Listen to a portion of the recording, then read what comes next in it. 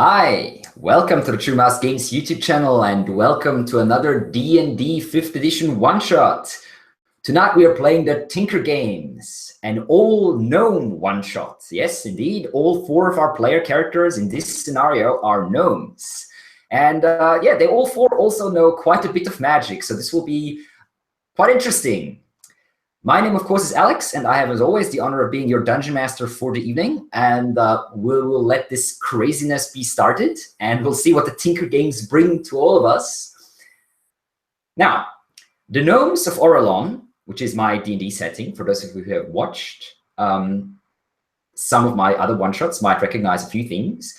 The Gnomes of Orelon are not really part of the human kingdom. They live in their own realm, which is about half a dozen city-states that lie underground or up on top of the so-called Blick Highlands. The gnomes don't have much contact with humans. They prefer to stay for themselves. Some of them venture out on adventure and such, but generally gnome society prefers not to mix with the silly, slightly backwards and kind of stupid larger races. Of course, gnomes are the most glorious and intelligent and genius of all the races, as is proven time and time again with all the massive and incredible inventions that gnome-kind has given to the world, and mostly kept to themselves, but that's by the by. Now, every 3 years, the gnome capital of Glimmerfall, a city within a volcano that is still partially functioning, invites the representatives of multiple other cities to the so-called Tinker Games. Every single of the others, well, some of the other city-states anyway, those who have an inventor that is worthy of the honor, send their best man or woman with their newest invention to present to the elders, the elder tinkerers, the high tinkers in Glimmerfall, which are judges, basically, of this competition. Imagine it to be kind of like a little crazy science fair type of thing, basically. And then whichever city shows the best invention wins a lot of honor, of course, a lot of reputation, and a fair bit of coin from the coffers of Glimmerfall, the capital city itself. Now, our characters tonight are from a city called Ebonstein. Ebonstein is the city of metal, with tons and tons of mines, or iron and copper and other materials that are lifted up from the earth. And the city of metal is sending an engineer, a young but naive genius by the name of Kasji Sixeyes, to this year's competition, this year's Tinker Games. And as custom dictates, every inventor is accompanied by a group of associates, of assistants, so to speak, which sometimes assist him with his work, but most of the times they're more of a type of bodyguard for the competition. For gnomes are known to be trickery, and they love to play tricks on one another, especially doing a little bit of sabotage, industrial espionage, and stuff like that. And that's exactly where our player characters for the night come in. They are Kasji Sixeyes' entourage. The 4 of them have come with him to Glimmerfall, and they are preparing themselves for the Tinker Games to see if they can make Kasji win or the others lose, or both, ideally. And as the adventure begins, our heroes are in a cavern, in a room that they have been given in the mining quarters of Glimmerfall, fairly deep down, deeply underneath the surface, in a very warm room for the magma that is deep underneath the city. The fumes that rise up heat up the city quite well. And there's a lot of different like propellers and such that are spinning in the hot air, both in buildings and outside of buildings, as the hot air penetrates everything. And there's a lot of like upwards drafts reaching all the way up to the top where the opening of the volcano is. And with a little bit of sunlight can sometimes be seen peeking through, but that is very, very far above your heads, hundreds and hundreds and hundreds of feet, and many, many, many stories of gnome houses and huts and machineries and such are in between you and there.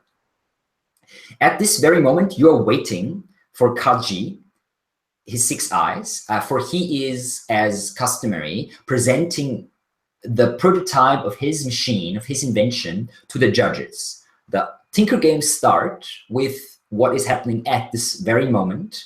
All the inventors have arrived. They rest a couple hours, as you have, and then they meet with the judges to present the prototype of their inventions. They tell the judges what they need, all the equipment and such, and each of the competitors gets a workshop with all the equipment they have specified. And then from there on, they have a specific time, which is, let me see, 2 days to finish their invention, basically, to make from the blueprints and the prototype that they have found to create the actual invention. And then on the evening of this, the morning of the 3rd day, so to speak, all the inventions are publicly presented. Well, at least all the inventions that are finished.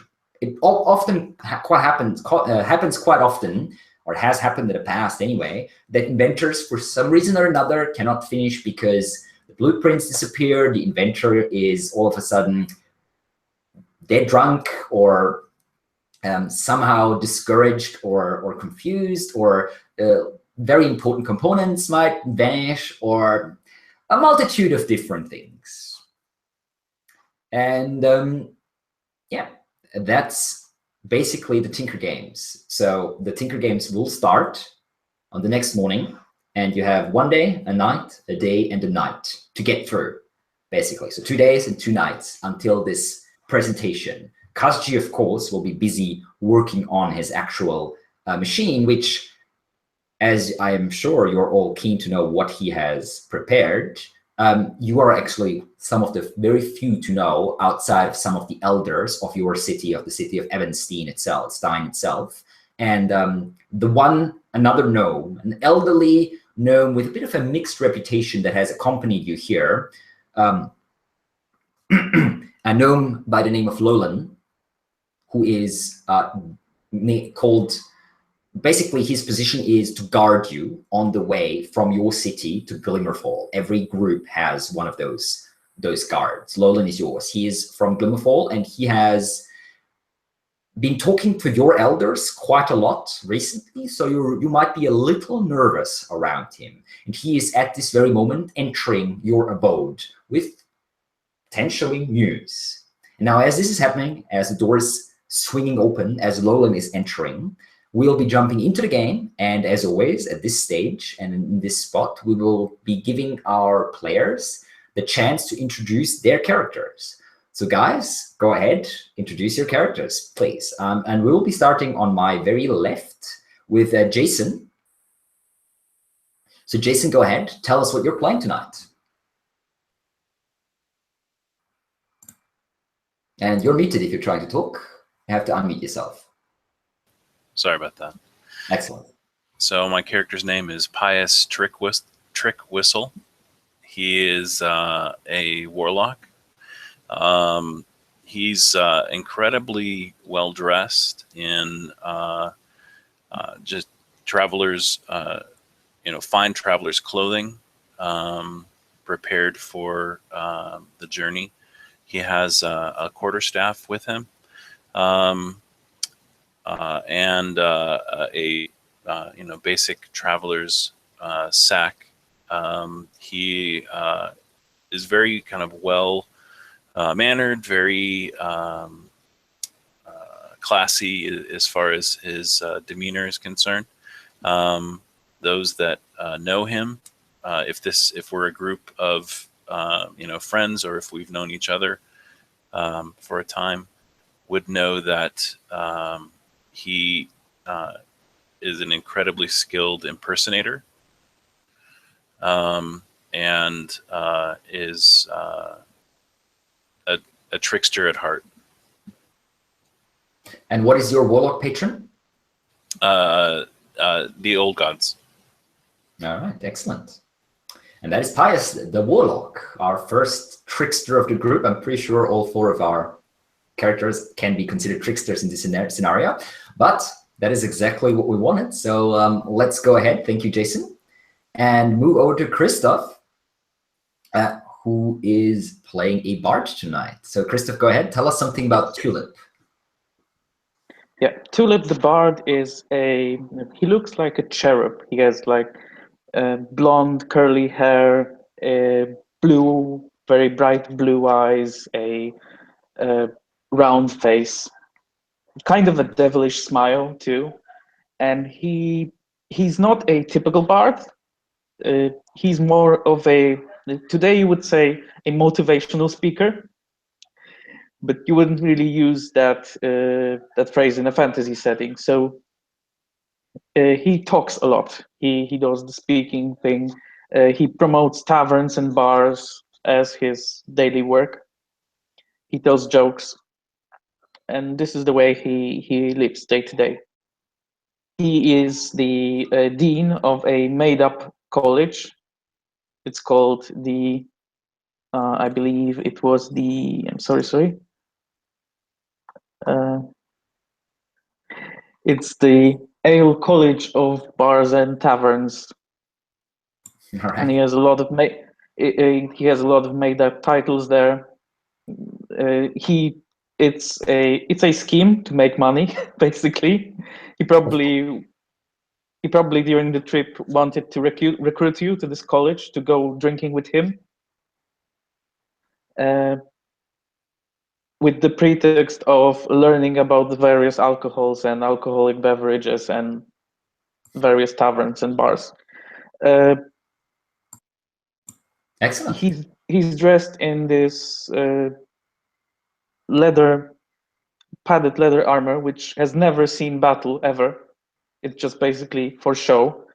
It has a sigil of the College of Ale, with a ale bottle branded on the armor with a sign that says College of Ale, come here now to learn about drinks and such. It's a commercial, basically. It's on the back of the armor too, so excellent. You can so see it very clearly. Putting his own brand on things. Excellent. And yeah, that would be Tulip, ladies and gentlemen, a second trickster for our group. And moving over to the third one, an actual arcane trickster, played by Neil. Go ahead, Neil, and tell us a little bit about Lem the trickster. Lem is peculiarly open, honest face, wide blue eyes, which look completely innocent. A mass of blonde curls, for those of you who are of an age to remember, sort of think, Van Halen, with a sort of silver earring.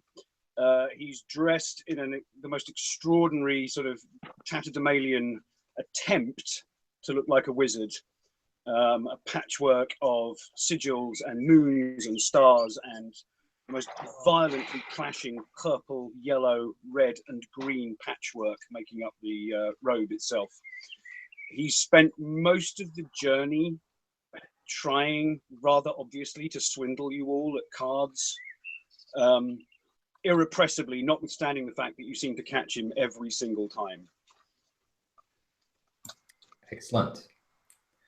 And that is our friend Lem. And last but not least, we have Oscar, who is playing a wizard tonight of the Transmutation College, if I am correct, named Dali Thunberg.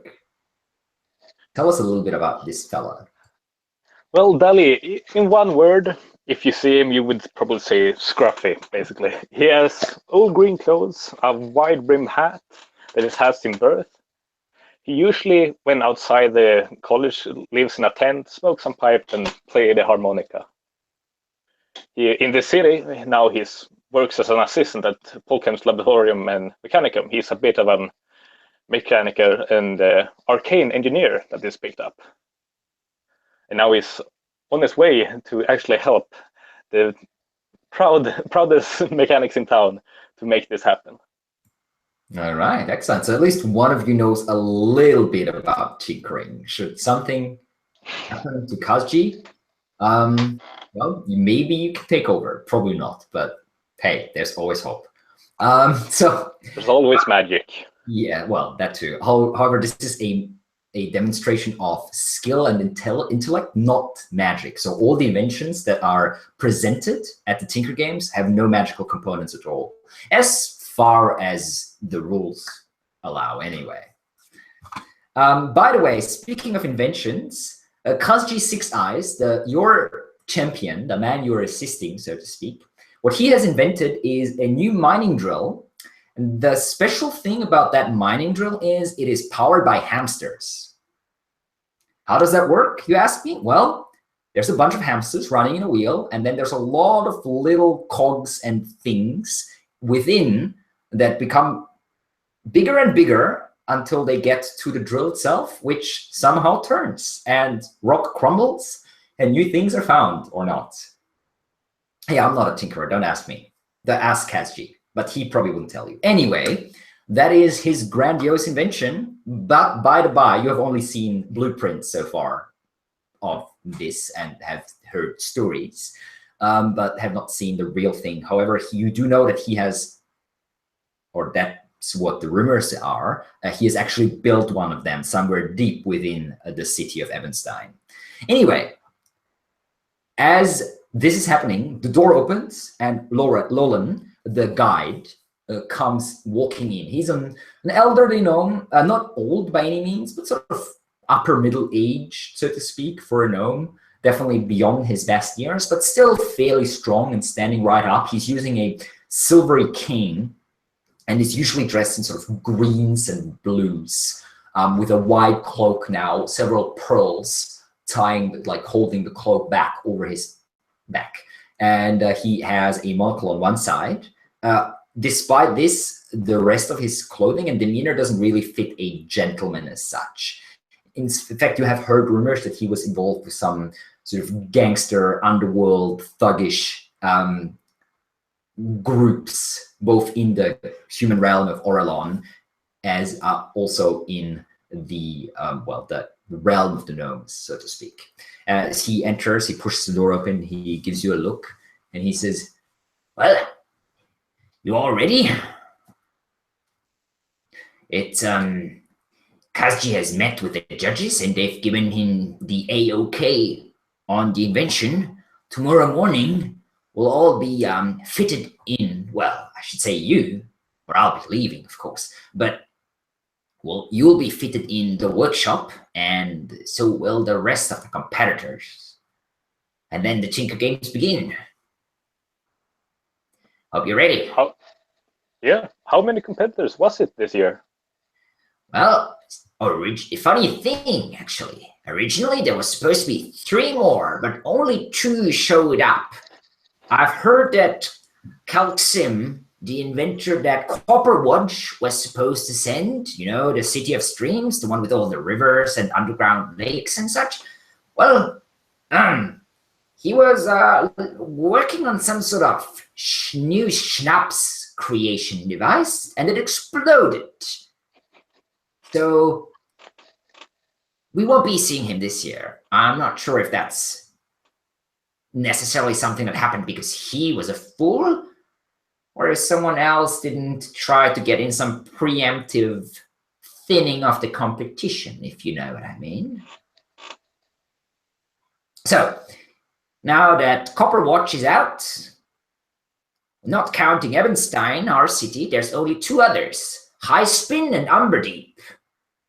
Highspin, the city of winds and peaks. They've sent in a guy called Velen Cloudhair. I haven't seen his entourage yet, but I'm sure you will tomorrow. He's been working on some sort of backpack flying device thing, from what I've heard. These things are more in the hush-hush, so they don't like to share, so that the crowd is awed when the competition finishes and all the machineries and tinkerings are shown off.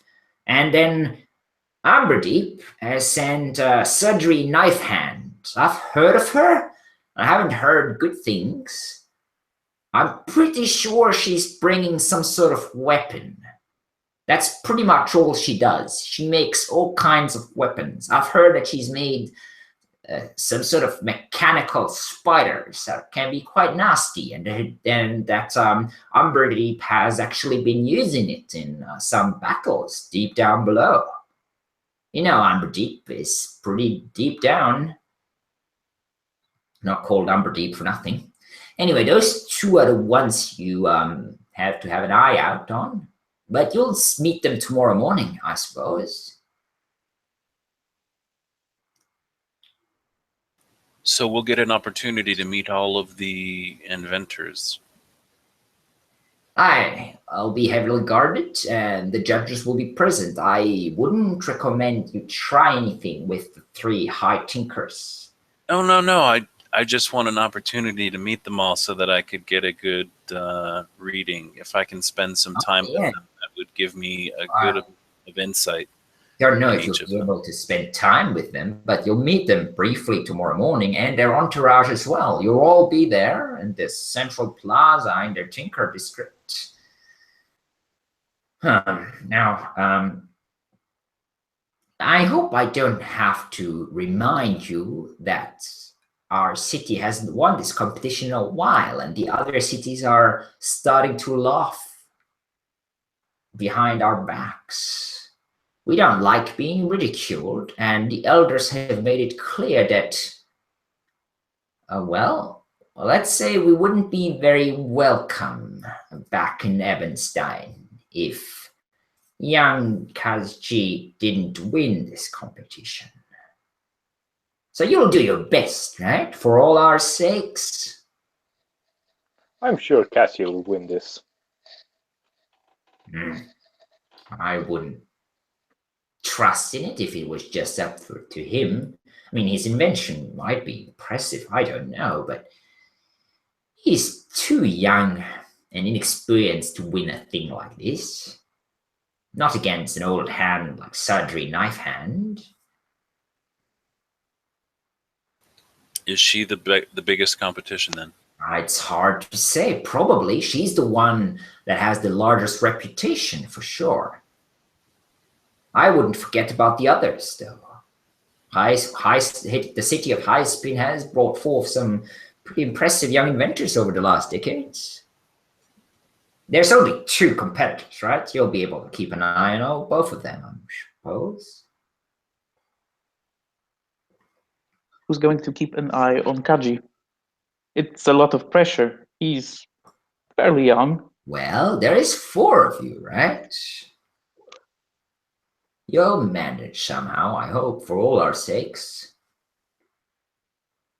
A bit too old to find a new home, and honestly, I like Ebonstein. Have we seen Kasji today? Yeah, you have seen him last for a couple hours ago, basically. You have seen him. Okay, how is he holding up, basically? How is he feeling? He's very cheerful the last time you've seen him. He's quite cheerful, quite optimistic, and he basically thinks that this will be a completely fair playing field with just the skilled, most clever invention will win. That's the type of guy he is. But he just he keeps saying things like, yeah, if I just do my best, everything will turn out right. Basically, so that sort of stuff.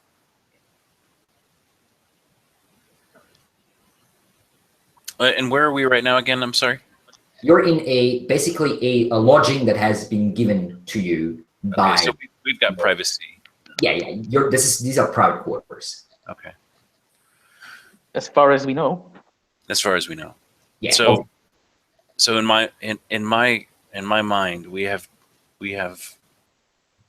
to fear 2 possible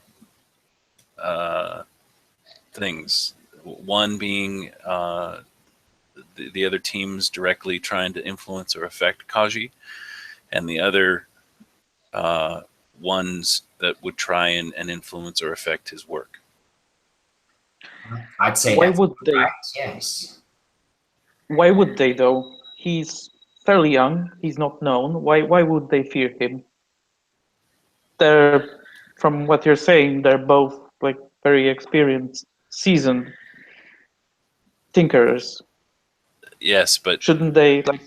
It doesn't require much to further expand the gap between their success and our failure. If that's their mindset, I'm sure they've brought protection, even if they are overconfident. We can't simply expect them to dismiss us. And we have to make sure we win either way. We cannot only trust that his invention is supposed to be the best. It has to be the best. Or the only one they can judge. Yes. Well, that would be ideal. I mean, ideally, actually, the other two inventions would be completed, but then break down during the judging itself. That'd be the cherry on top of the cake. The insult to their cities, yes. Now, do we have any more idea of what their invention might be made of? well, there's mechanical things, tinkering, right? A lot of metal, wood, bone, maybe. I don't know. I'm not a tinkerer. Now, however, there is one thing you should be aware of. The workshops, including Kasji's, will be guided by the herders, just like a elite guard unit. So you might be able to trust in their skills. I'm not sure. They'll be working for and against you in some ways. Are there any other defenses in the workshops that would be beneficial to know of? I don't know. I would expect there to be, yes, for sure. The workshops are, as far as I know, off limits for anyone except the guards, the herders themselves, you, and Kasji. And, of course, the judges. Any specific magic detection devices or things? Oh, yes, I'm sure there would be some. I don't know exactly what. They change it for every competition. Last year, they had this little bell that started ringing whenever magic was wrought nearby. And there was a couple of them in every workshop. So I don't know what they have this year. I'm guessing that might be something we can test in our own. Yes, I would agree. We'll need to identify that quickly. Well, as I said, you have 2 days and 2 nights. Now, Kasji should be back soon. It's better not to speak about these things while he's listening. We don't want to distract his mind too much. I'm sure you all agree. Of course. He has much to focus on. Yes, and for me, it's about time I get going. The guides are no longer welcome in this part now that our job is done. Let me just grab some wine. He walks over to like a cupboard, opens it up, and starts pouring a very generous glass, pretty much to the brink of wine. He turns to you and just sort of raises the glass. Well, to victory for Ebonstein, and to playing fair. To playing fair. Yes, to playing fair. Whatever that means here. To victory. Well, playing fair, I'll tell you what it means. Don't get caught. Exactly. You don't want to disqualify Kasji. That would be, well, not good for any of us. All right, then. I'll leave you to it. Like I said, it's time that I get going, as long as there's still a little bit of sunlight outside. And we have some time before Kasji returns? Nah, not long, I suppose. Maybe a quarter of an hour, maybe half. All right. So, well, may the meddler be with you. And he turns around and walks out with his cane.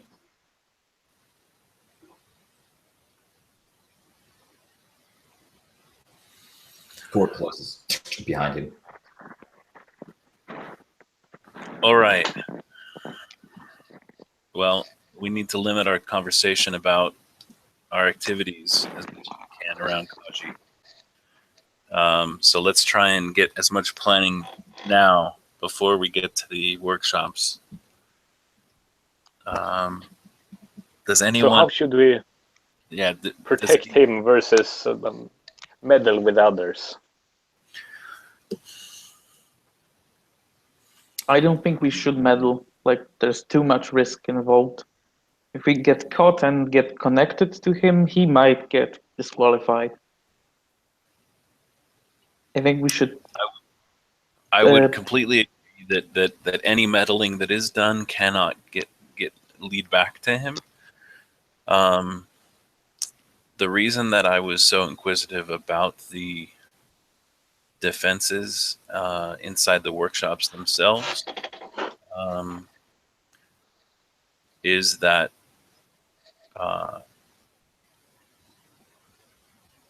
I think the best way to meddle would be under disguise in some form. However, if there's going to be too much trouble inside the workshops themselves, it might limit our ability. Depending on what our other skills are. Are we strictly forbidden in the workshops during the events? So as far as our own workshop, we are welcome. I would wager the others would not look kindly on us poking around. I think that's why the guards are there. Correct. Yeah. Okay. But I have the ability to impersonate another individual very well. Is it magical? It is. I do have the ability to take on a non-magical disguise, but it is less perfect.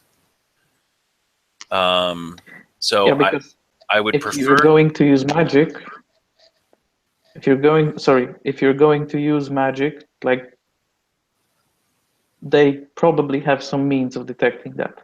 Well, that's dispelling that. That's why I want to first check what the effect would, how it would work in our own workshop before we would ever try it somewhere else. Exactly. I also have one of the magically able things to disguise. So one option would be, since we're gonna be able to see the other parties, one could disguise oneself as one of them, and then maybe charm the guards, let's say that, to meddle with the others, and they would know that this person you're disguised as will be the one that told them to do it. If you don't want to be completely open with it. Correct. Any direct action against any of the other guards or the other tinkerers has to be done under disguise. And if that's done outside of the workshops, outside of any effect of the magical defense, then we should be safe. So I definitely agree. That's one possibility. If I can also spend some time speaking with any of the other guards or groups, I'm actually able to mimic as well. So that's why I was questioning how much time we spend, because if I can get as little as a minute's worth of time just observing and speaking with a number of individuals, our opportunities for portraying individuals will go up exponentially. Philip, you said you were really good at talking, right? Can we try to impersonate one of the tinkerers in the contest and try that was my thought. That was publicly very... make... Yes. Try to, like, publicly shame him, like, impersonate him doing something that's against the rules, basically. I think the safer bet would be to disguise yourself as one of the entourage to make it seem less obvious, but still connect to the rightful people. So that's another possibility too. As long as I spend time talking with someone, I'm very confident that I could portray them. That is not a difficult thing. A question. We've already spent time with Kasji, right? Yes. Yeah, you have spent about 3 or 4 days with him on the journey here. Okay, I'll cast disguise self on myself to appear as Kasji. Yeah. So basically, a fairly short, thin, youngish gnome with a bit of a mustache and short, brownish, sort of curly hair.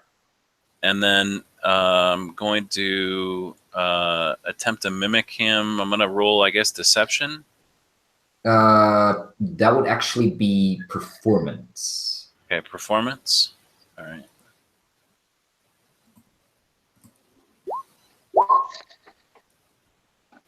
Uh, 17. Yeah, you get a pretty good impression of Kaji's voice and sort of his gestures, the way he uses his hands a lot in conversation.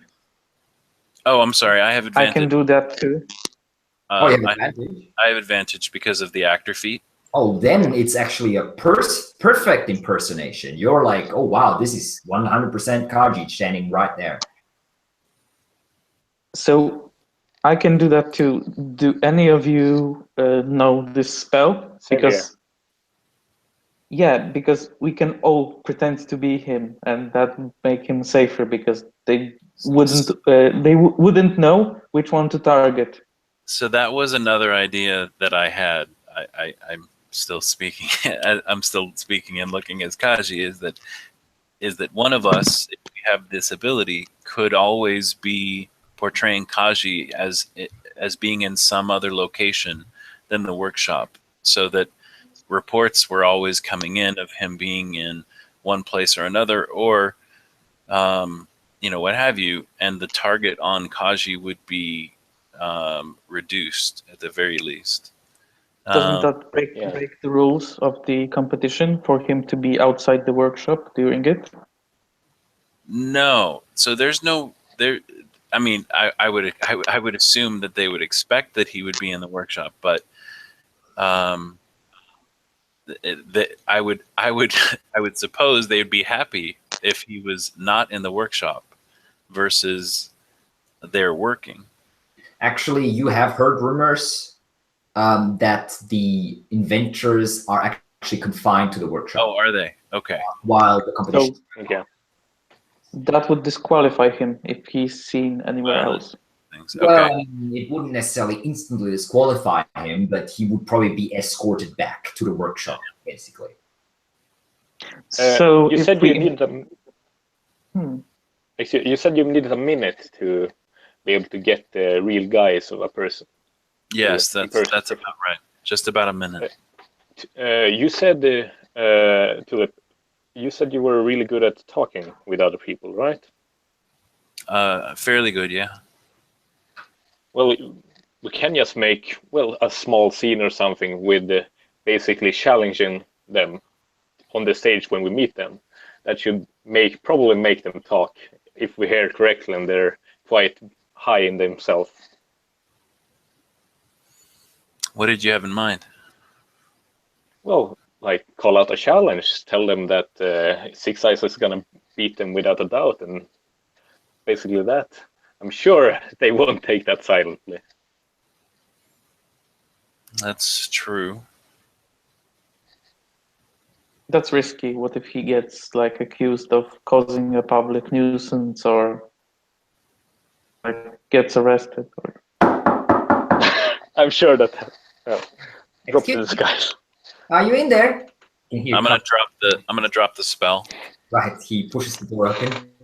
Comes in, he's grinning widely and says, my friends, everything went perfectly fine, as you'll be happy to know. The judges are very nice, and they're looking forward to seeing my invention. So we'll get a good night's sleep, and then I'll get to work tomorrow morning as soon as they show me the workshop. They said everything I wanted will be in there, so that's amazing. Yeah, that's really good. Is there any way we can check the workshop tonight? I don't know where it is, so I mean, it should be fine. I mean, the judges said they'll prepare everything as I wanted it, so I've never had anyone tell me that. I mean, that's very exciting. So can you tell us what did you ask for? Oh, I have the list right here, and he sort of rolls out a long list of like 150 different mechanical devices and parts and like different types of tools and such, and also 6 hamsters. Only 6? Yes, well, the device only needs 3, but I thought it would be nice to have a couple spare. I don't like to talk about it too much, but we did lose a hamster or 2 during the construction of the prototype. Ouch. Yes. Well, anyway, that doesn't you matter. can't make an omelette. Fine, but still, having a couple extra hamsters does not hurt. Yes, they're cute little buggers. You see their little cages, eating their little food, running their little wheels.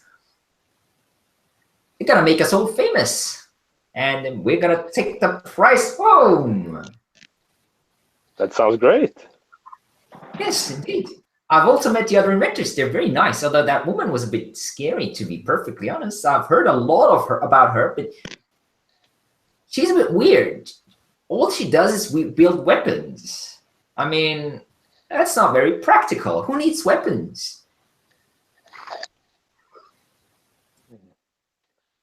But did they say anything about what they might be doing? Oh yeah, I've heard something. Valen is doing some sort of flying device with like, well, wheels and rotors and such. Some sort of gyrocopter, I think. I believe Mistress Sudri is doing like a shooting device mounted on a moving device. Some sort of, I don't know, bolt thrower or something? I'm not entirely sure. I don't know much about weapons. Anyway, may the best gnome win, right? May the best gnome win. Sure, the judges will be very impressed with my invention. I'm sure they will. Yes, I mean, there's not that many gnomes that want to fly, right? We like to stay close to the ground or under it. So I don't know how practical Valen's invention is. And I mean, who needs a bolt thrower? It's ridiculous. So, I mean, I'm sure I'll win if I give it my best shot. And I suppose you guys will be a bit bored. There's not much for you to do. I'm perfectly capable of doing everything by myself. And no offense, from what I've heard, none of you is the biggest thinker, and this is very, very fragile work, especially in the early stages. Well, we definitely won't interrupt or interfere you with your work, Kasji. Good. But we are charged with protecting you and making sure that everything goes smoothly. So we'll be around. We'll do our best not to be in your way. Boss, that's all I ask. He takes out he has these glasses that have like multiple different lenses that you can sort of put on and out. That's why he's called Sixeyes. So he takes them out, starts cleaning them, then puts them on, looks around, puts them back away, and says, "Sure, I'm sure everything will be fine. I mean, the workshop is big enough. That's what the judges told me, and we should all have plenty of time. The guards will bring us food. We don't need to leave even.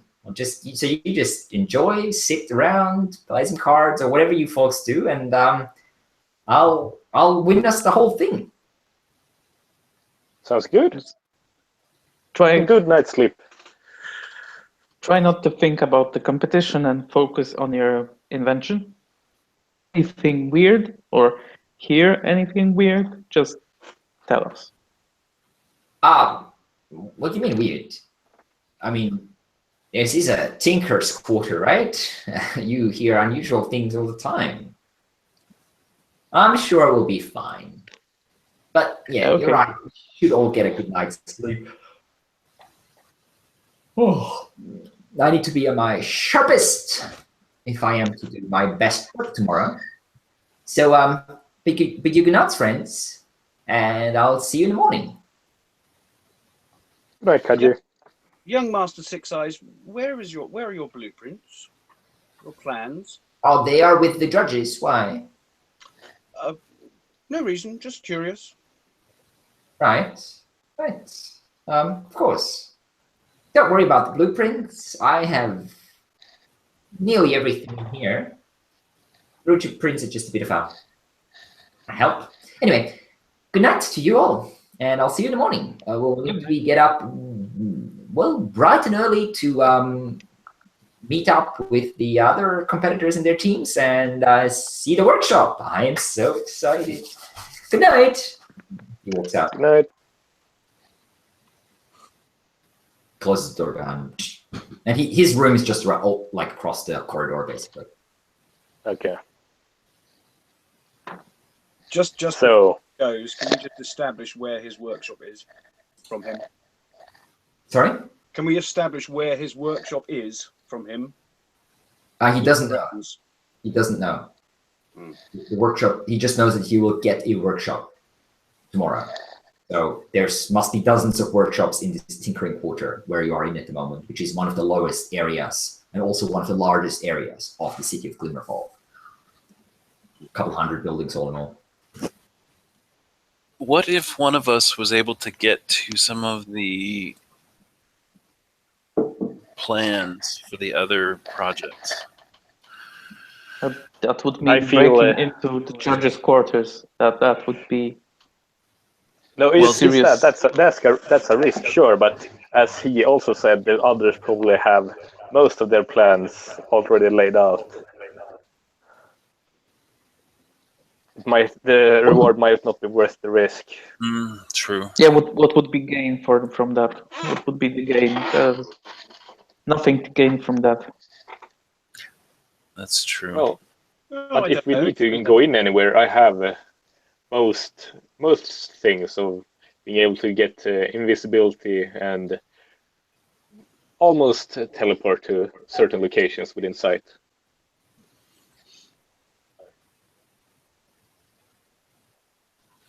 All right, so our first order of business is really to understand the magical defense in the workshop once we find it. Would you all agree? Yeah, that should be the first order of business. Once we know that, we should be able to make hopefully a good plan of attack, but I don't know if we'll have privacy in the workshop. There will be guards, probably. He had his own room, right? I'm sure he's gonna be distracted with working on his things, and we can just stay in the room, not to disturb him, really. And there we might have some privacy, unless there's something else in there. Guards, probably. Yeah, it will depend. should- It will depend on yeah. how many guards are there and where they're stationed.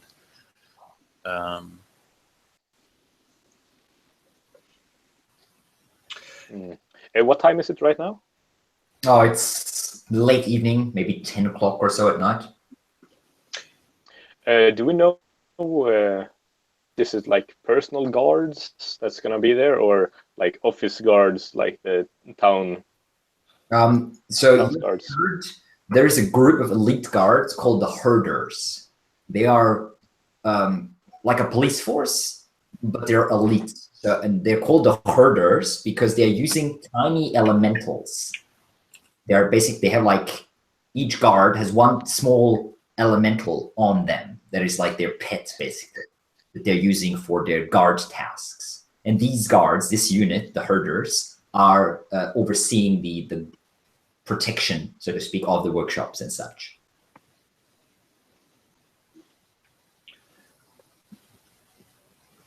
I'm presuming that since this is a kind of intra-communal competition, there's some sort of celebration or festivity or something to accompany this? Well, there is a festivity at the very end of it when the presentation of the finished inventions will happen. So that's in 3 days' time, on the morning of the third day, basically. But we don't know of anything that's going on this evening. No, there is no. As far as you know, there's nothing official going on this evening. No. Everyone's just resting. The what you call them, the champions, the tinkerers, and their entourage have just arrived over the last couple hours, basically, in the city. So this is just a night of rest before the competition begins. There's a meeting where everyone meets in the morning, so shakes hands, and then goes to each of their workshops, and then there's work, basically. Okay. Well, we can take the first day to make sure and get some intel about which people are there and how the place looks. Since the plan is right to get them to fail during the presentation. Well, we want them to fail, period. But the ideal win would be to have them fall apart in the presentation. So if we have to take, if we have an opportunity, I would say that we shouldn't pass an opportunity to ensure a greater chance at victory. But the ideal would be to make the failure happen in front of everyone. Yeah. Let's get up early in the morning then and see what we can do. Well, before retiring, I'm just going to leave the room and see if there is anybody around. There is servants, and there is a couple of normal city guards just regarding the house that you are in at the moment. Not herders, in other words. No, not herders, just normal city guards in the purplish uniforms of Glimmerfall. Okay, well, just sort of study their uniforms, tabards, etc., just in case I need to use disguise self as one of those in the future. Certainly, yeah. I go up to one of them. You know this competition, friend? The Tinker Games. Yeah. Of course. I bet there's a lot of gambling that goes on. Who's going to Maybe win? bets and such. You don't know of anybody who's got a book running on, do you, by any chance? That's sort of frowned upon by the elders. Of course, but you know, we're only 100 years old. We're young. Well, you know, what are we going to do? Give me a persuasion check. All right.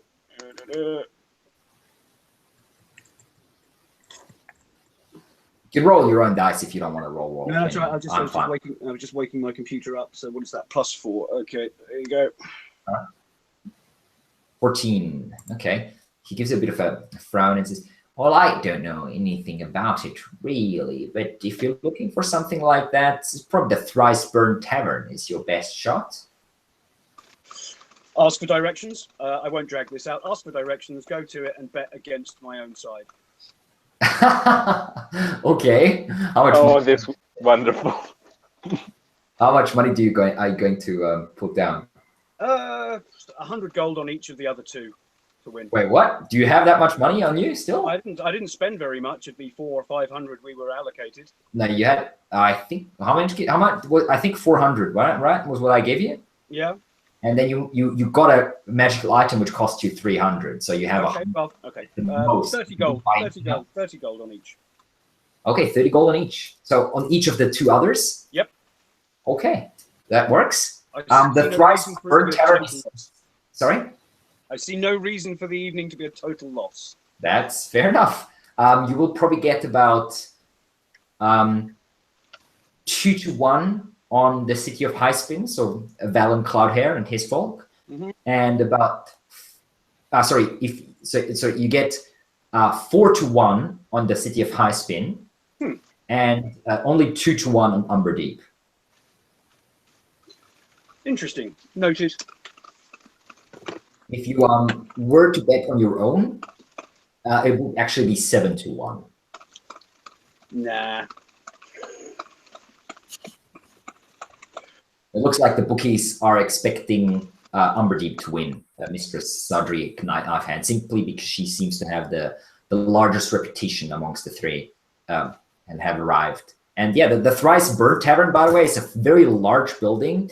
It's very much just a mixture of many, many small rooms, like on top and on the side of each other. A bit of a labyrinth, really. A maze, really. And there's a bunch of different small like shops and like taverns and eating places jammed into that same complex. And it's pretty much smack bang in the middle of the Chinkering Quarter. And it's pretty full. The people are getting excited and looking forward to seeing the inventions shown off in a few days.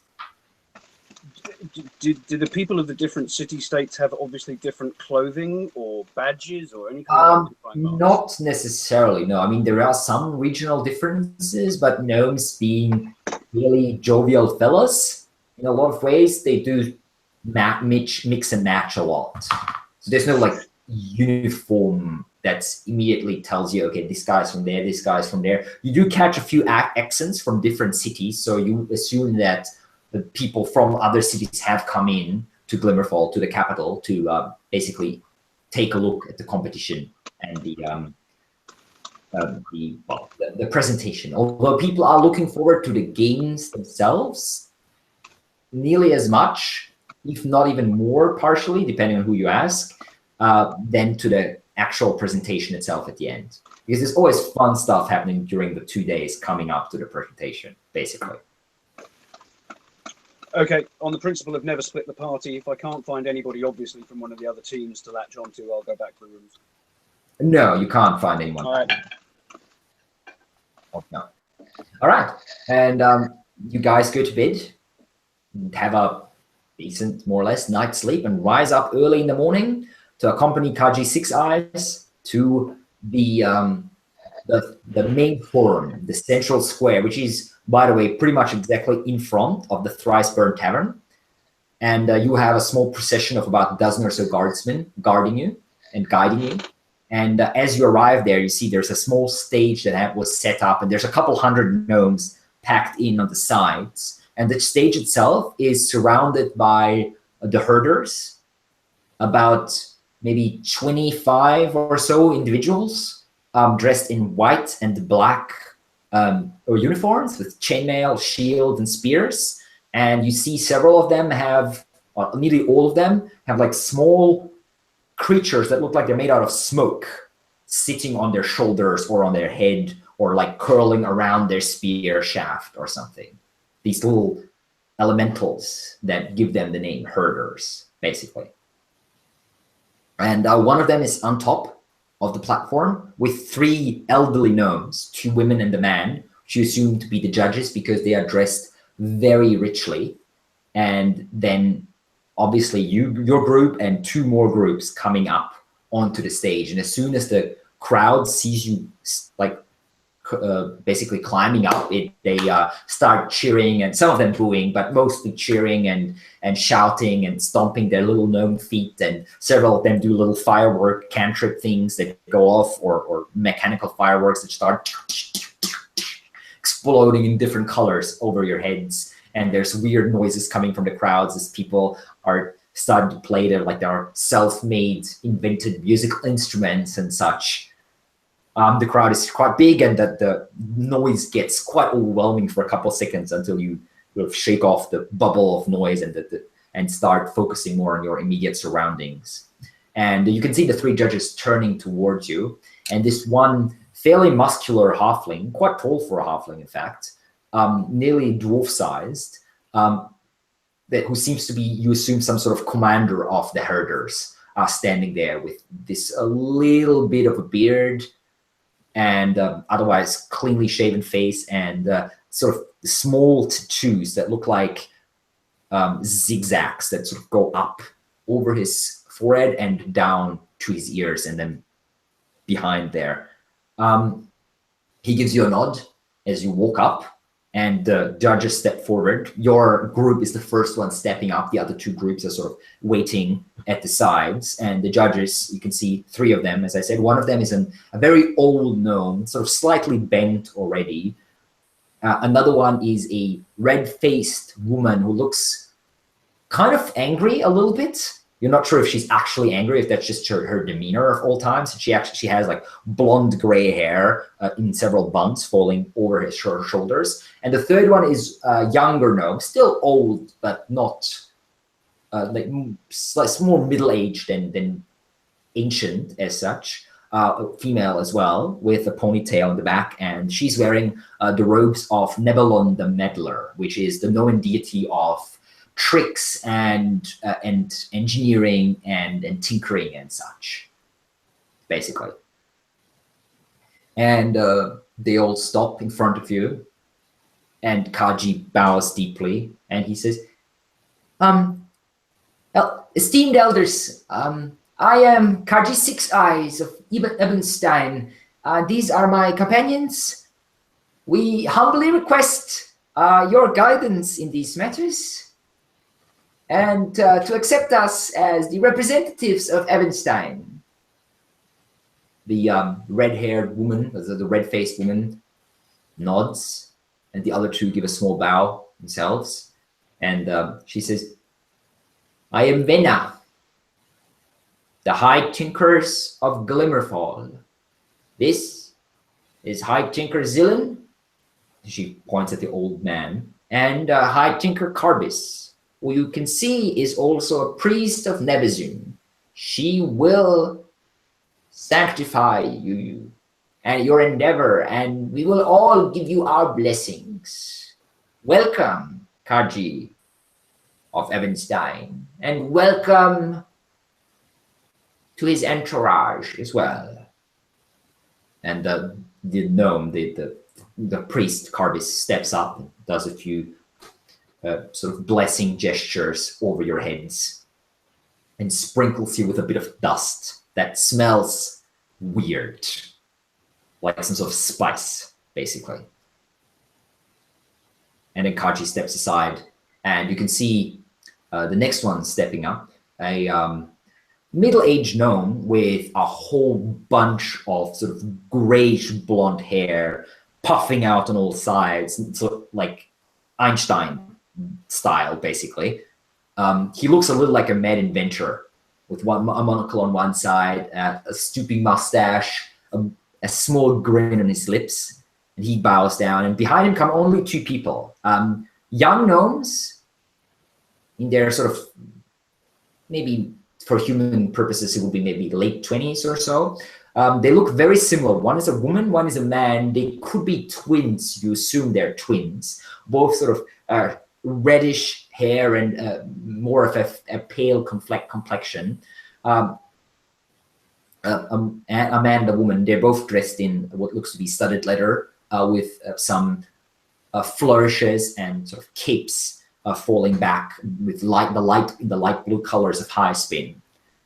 And Valen Cloudhair, the inventor, steps up and basically says the same thing as Kasji and presents his companions as Lyra and Lauren, his assistants. They both bow deeply and are also blessed.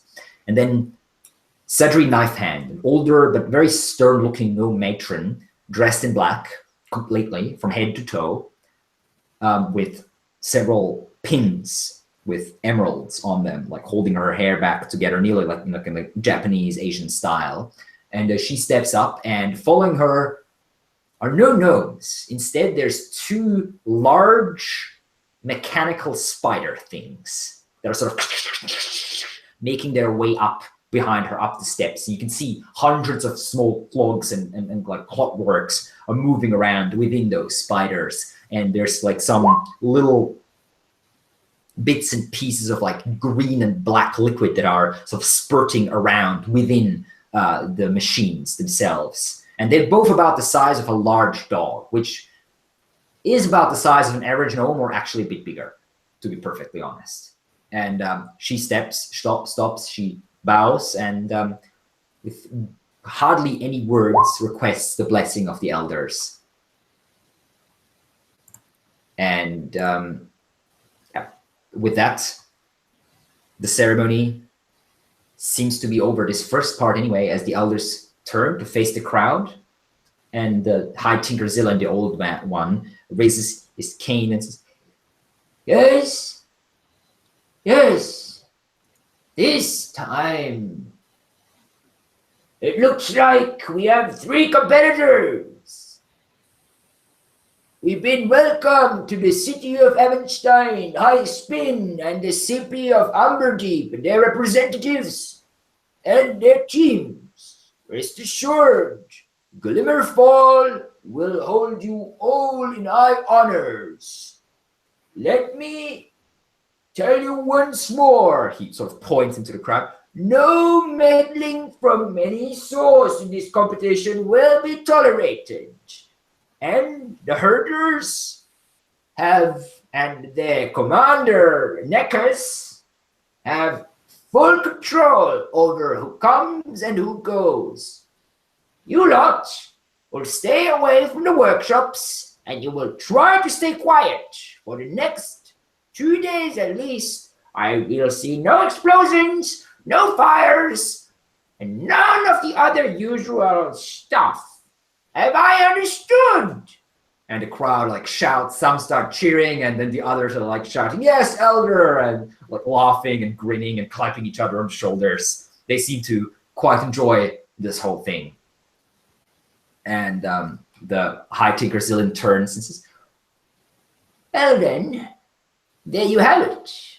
Now, just to make sure everyone understands the rules one more time, the 3 engineers will have their workshops and everything they requested within it. They are confined, but they will be well looked after by our herders that will bring you food and drink, whatever you request. The entourage, if you want to take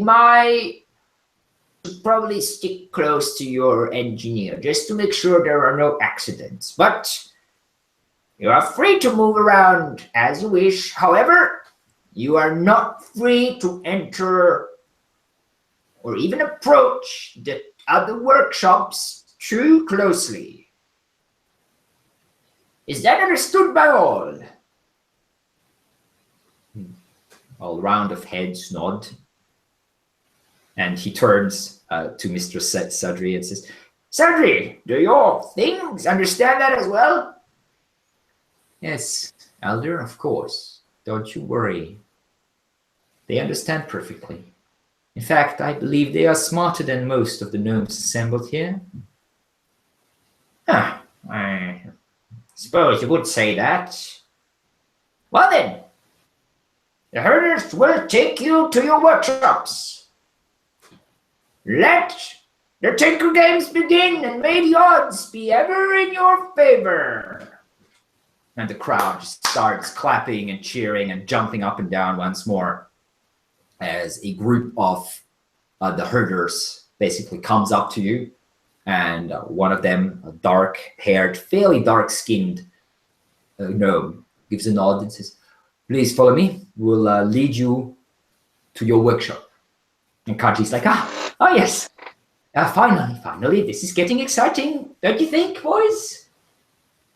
While this was happening, I want to make sure I could see Lera and Lauren to really try to pick out the details of at least what they're wearing.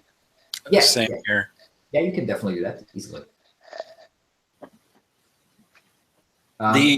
Give me a perception check, both of you. Okay.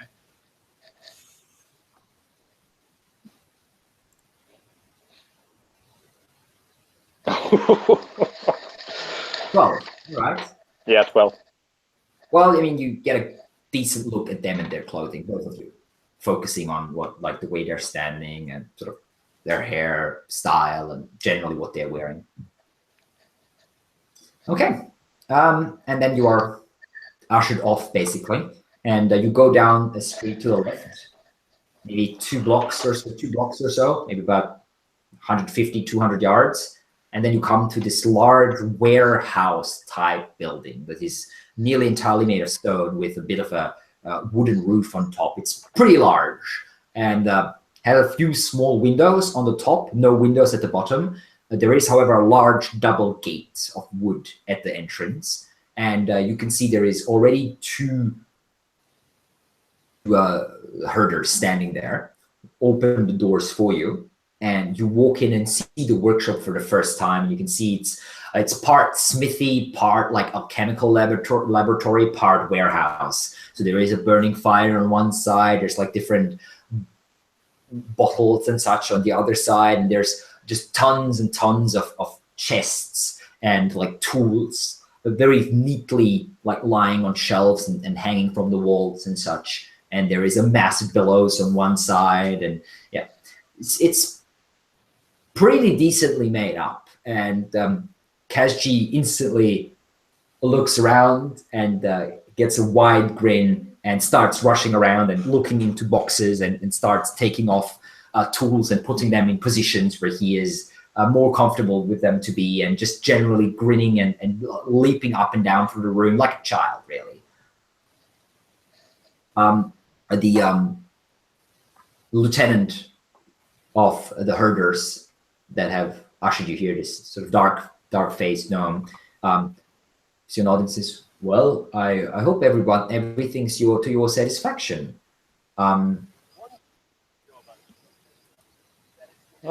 Should be. Are you gonna? The guards are they gonna stay here right outside to protect us? Oh well, me and one of my guards will be right there. And he points to the entrance, and you can see next to the door there's like a small table with two chairs. Two of my men will be out the front, and the other two will be patrolling around. So you have 6 of us to take good care of you. Don't you worry. Okay. I watch nothing weird is gonna happen. And he pats his little like smoke elemental that's on his shoulder that curls around, gives you this stare from these tiny white eyes, and then you can hear like a hissing sound coming from it. If one might ask, yeah, what exactly do you have on your shoulder? I've never seen anything like that before. Well, that's a story for another time. Let's just say we found quite a bunch of those in a cavern deep under the city a few decades ago, and some families have learned to, well, let's say coexist. They're good friends, don't worry. They won't get nasty. Thank you.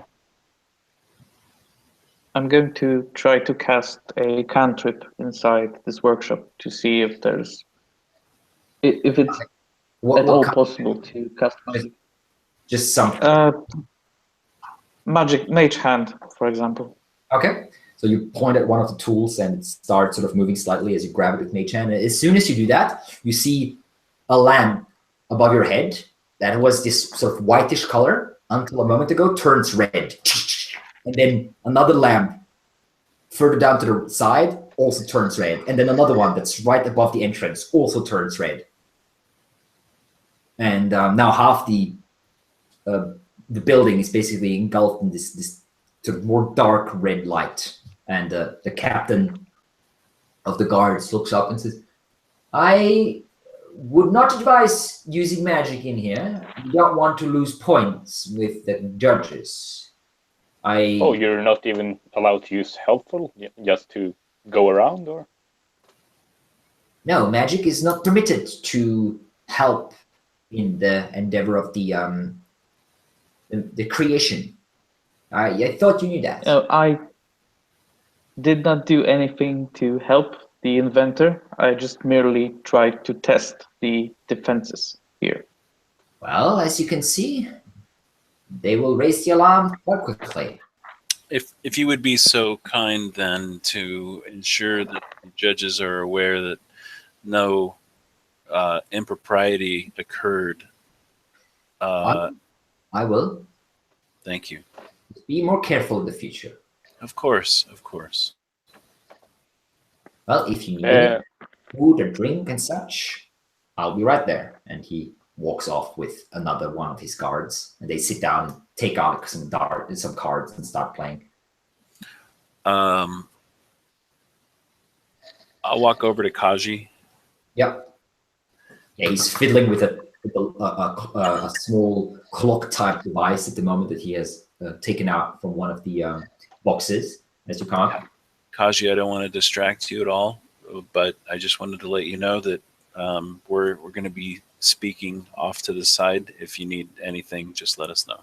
Yeah, that's fine. That's fine. I'm good. No, you just relax, enjoy, and try not to too much noise. That's all I ask for. He's not even looking at you. He's sort of speaking sort of over his shoulder.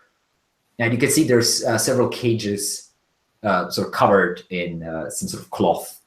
And you can hear small like rustling sounds coming from inside.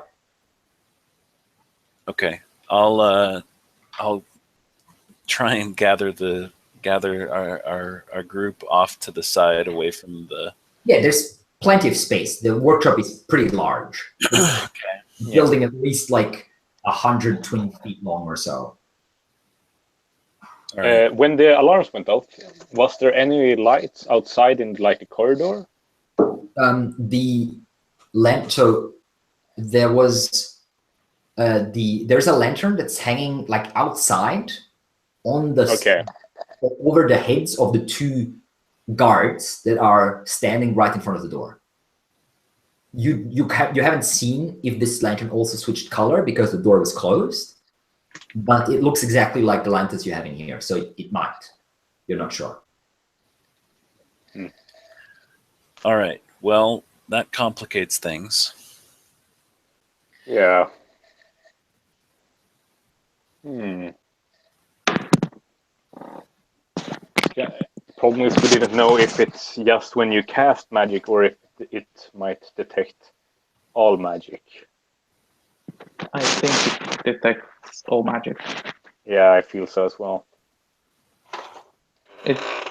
It's meant not to protect the inventor, but check if the inventor uses any and all magical spells during the creation of the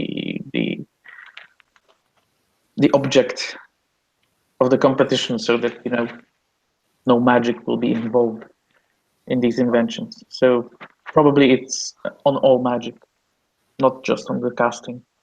Are the workshops far enough removed from the general population, or as far as the location of where they are composed? The workshops, your workshop at least, you don't know about the others so much, is on a small plaza in the center, basically. So there's about maybe 30, 40 feet to the next buildings, but they're not like outside the city or anything like that. There's buildings all around.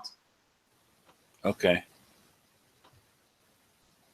And the different workshops theoretically are spread out all over this plaza?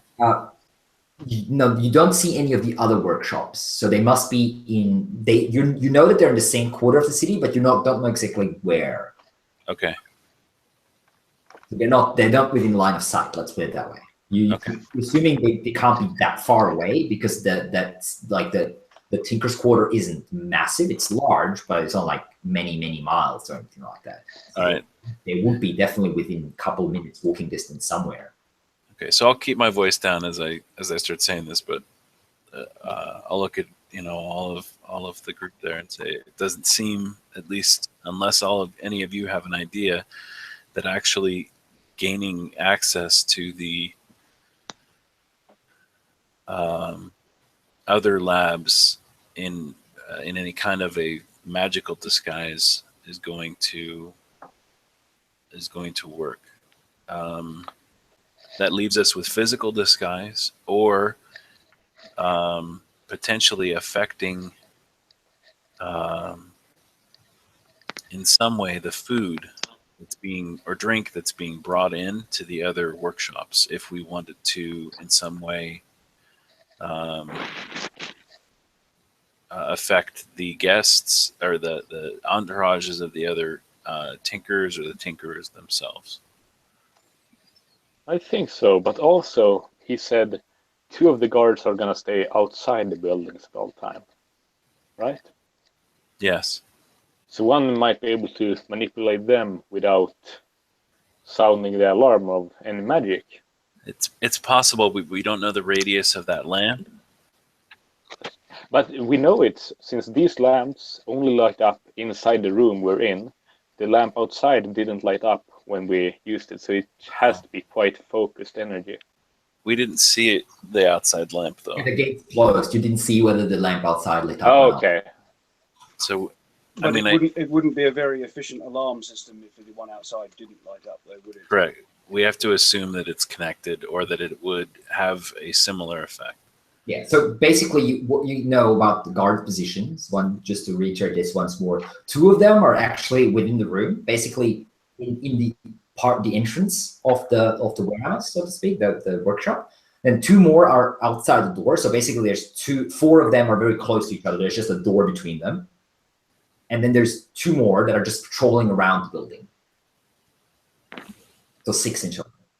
Okay.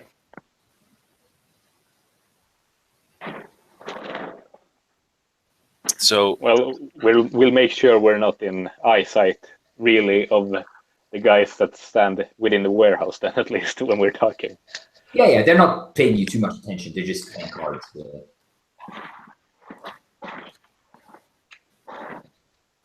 so the other discussion that we need to have is the assessment of our protection on Kasji.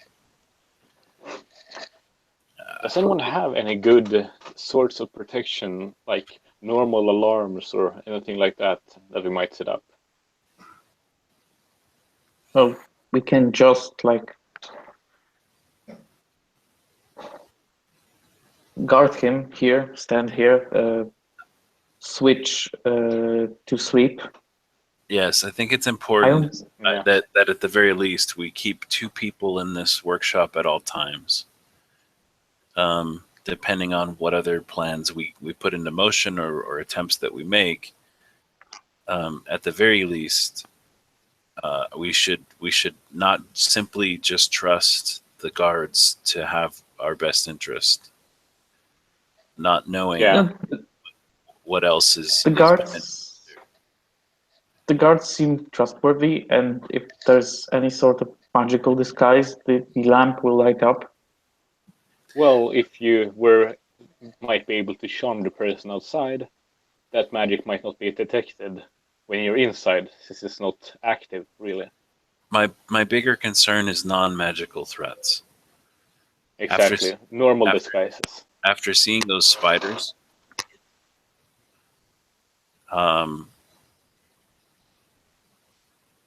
Well, she can't attack us directly with those spiders. Everyone saw them with her. yes, If no, these spiders attacked this workshop, like everyone will know it was because of her. So, yeah, but I'm sure she can make several other versions or smaller things like it. Maybe a weasel or something. It's definitely the size that bothers me, because if she can make something, as he said, that large, I would assume she can make more stealthy objects. We should have very risky. If they caught this object, it would be easily traced back to her. The design is very. I don't know. I'm sure she's smart enough to think of that. If she can build that, I'm sure she can do that. But we should make some ground rules, like no one but Kasji himself. We should never let him out of our sight for any amount of time. Like always never let go of sight of him, basically, and not let anyone but him get close to the machine, even guards or ourselves. For if someone's disguising as us, but in real disguise. Let's do a quick walk around of the room, just to look for any possible areas of entry. All right. So except for the large double gate, which is basically guarded by 2 guards outside and 2 guards inside, there is about maybe a dozen or so small windows. However, they're all the way up to at the top, nearly at where the roof is, basically. So they're about maybe at the height of maybe about like 15 to 20 feet, so fairly high up. They are. How big are they? They're fairly small. A thin gnome might be able to fit through. Anything smaller than a gnome will fit through. Anything larger will not. However, the windows are they're not open as such. There is glass there. So it's more for just like light coming in a little bit of that reddish glimmer that is, well, the ruling light in Glimmerfall, really. That's pretty much it. So there's about 6 windows on each side. That's the only thing you can see entrance-wise, except for the double door. So. Okay. And there's no exhaust or anything like that, the venting or anything? There is a good point. There is a chimney that is right above the fireplace. Large chimney that goes up. Hmm. You could potentially, I suppose, use that as an entry or exit point. Yeah. Okay.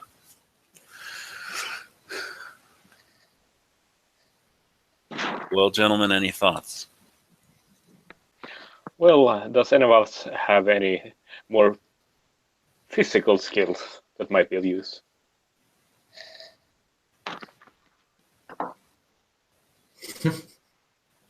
I sadly don't have many, but my own tinkering. I'm skilled. I'm very skilled with a physical disguise as well. It's not as complete as a magical one, but it would be, functional.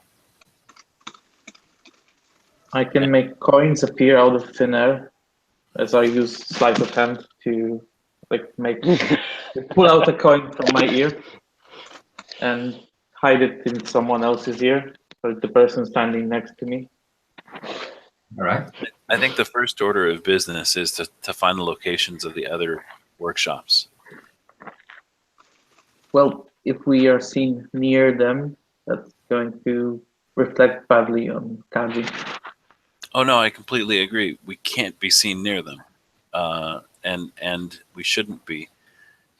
But we have been told that we can freely exit, and as long as we are not in our forms when we accidentally approach some of these other places, then the blame would not fall back on us. That's true. Also, does any one of us have any idea, like the history or something behind the guards and their little ghost friends? Can I roll history, Laura? An Arcana check. Can I make one as well? Then? Oh. Yes, if you're proficient in Arcana, then by all means you can roll Arcana. 22. Okay, nice. You have heard the story. It's very similar to what the guard actually did tell you. You have heard that they basically found a bunch of weird little stones, like precious stones that were enchanted deep underneath the caverns of Glimmerfall when the city was still under construction, like 400 or 500 years ago. And you have heard that each of these stones has a little elemental to it. You have, however, heard that there was hundreds of stones that were found. So you're not quite sure what happened with the rest of them. But there is about 100 or so herders. That's like this elite unit, and each of them has one of those stones. Do I know any of their supposed abilities? Like, can they see invisibility, or do they have any attack, so to say? Like they help you. Yeah, they can fight. They can scratch you. They can also spew forth a cloud of smoke to blind enemies. They cannot see invisibility or anything like that. No. Okay. They can, however, fly, and so they can understand. They are not like gnome level intelligence or even human level intelligence, but they are not animals as such. They can be quite clever in some ways.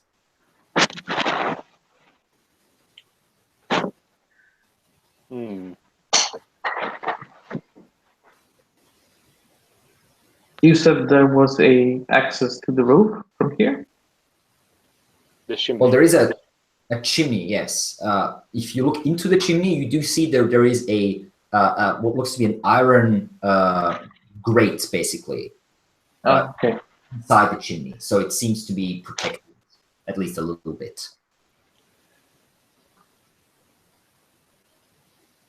Well, one interesting thing, these magical, so to say, warning system does not seem to affect on magical items of the sort. Yes. Well, you're not Cool. using a magical item. No, Right but now. they don't seem You to mean recognize residual magical dormant. energy. Yeah. That's a fair point. Well, from my ideas, I have two of them I can come up with. The first one is to outside of the town, find one of the other, preferably the Miss Sardrice, the girl with the mechanical spiders, her abode, and disguise yourself as one of the Lear or Lauren, the girls of the other, and cast Charm Person on the guards outside. The spell, I don't know, might end or whatever when they go inside the thing, or it might sound alarm. But you should be gone, and when they get away from the spell, they will understand that the person in front of them, they know that person did this to them. So they might know that they get disqualified rather. And the other thing I have is, since if every workshop is like this, they will have small windows up top.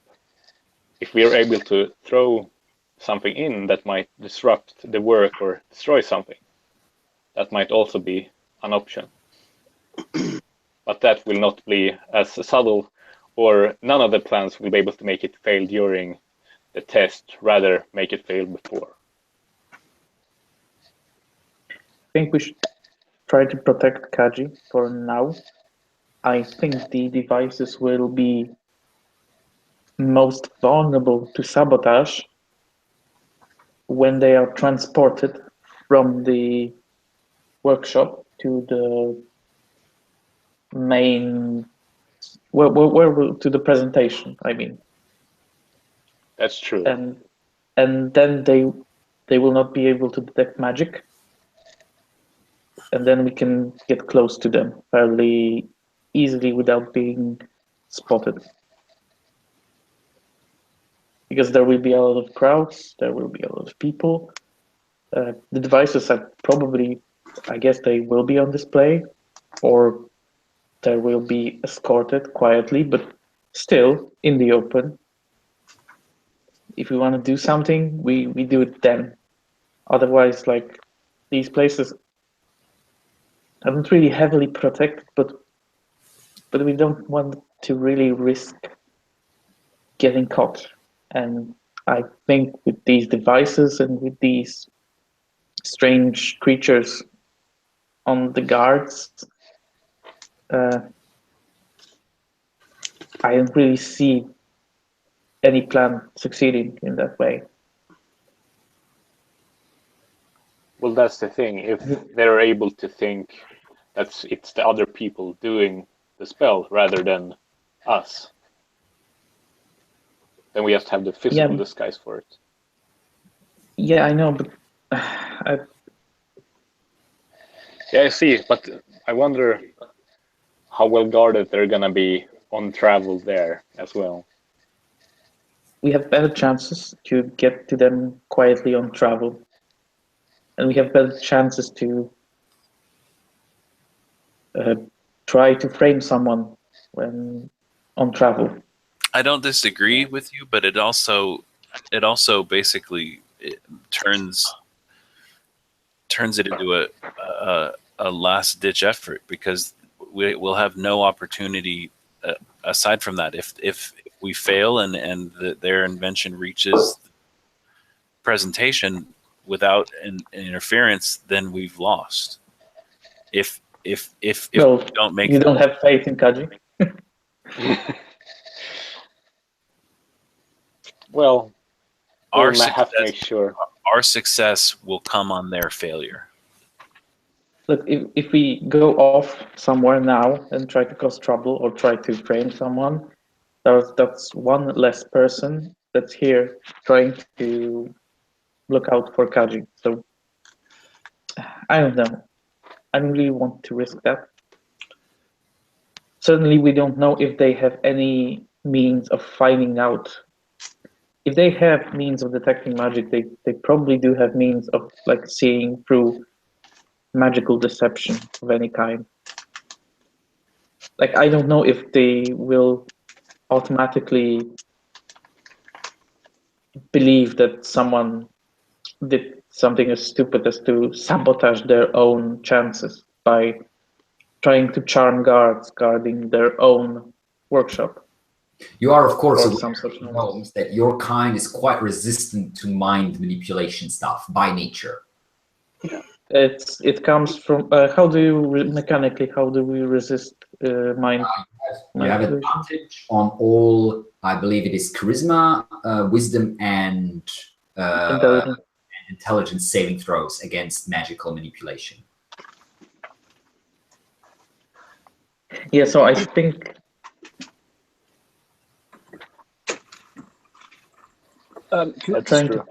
these lamps, they are currently lit, aren't they, by sort of continual flame? Or... Yes, the lamps are lit. However, currently they are emitting a white light, not a red one. And just to clarify, there's one in the room. Now, there is about, in total, there's about maybe 6 or so lamps in the room itself. But did they all turn red, or only one? No, it was the one that was closest to you turned red, and then the one that was next to that one, and then the one that was next to that one. It looked like a line of red light sort of going towards the door, basically. Okay, I'm going to open the door. Okay, so you walk to the main gate, basically. Yeah, you push. Where are the other lights? Outside the door, there is one lantern just hanging from like a iron spike, basically protruding from the wall itself, hanging down on a chain, and it's sort of slightly dangling, maybe about 10 feet above the heads of the 2 guards that are standing. They're both sort of turned around as you open the door, and one says, "You need anything?" Oh, no. Give him a very sort of insolent wink and close the door again. Right. You haven't seen any other lanterns, only that one outside anyway. Gentlemen, I'm not familiar with how illusions work, but could we not cast some illusion to say that the lamps are not red? Well,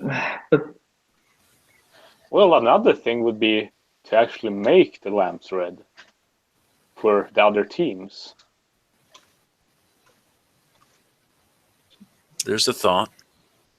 How do we know how they work? I mean, are there some kind of magical items hanged up there, or you would assume device? You would assume so. I think what we should do now is, for the short term, it makes sense that whatever we're going to do, we're going to need to know where the other workshops are. Yes. Exactly. So I think right now, as an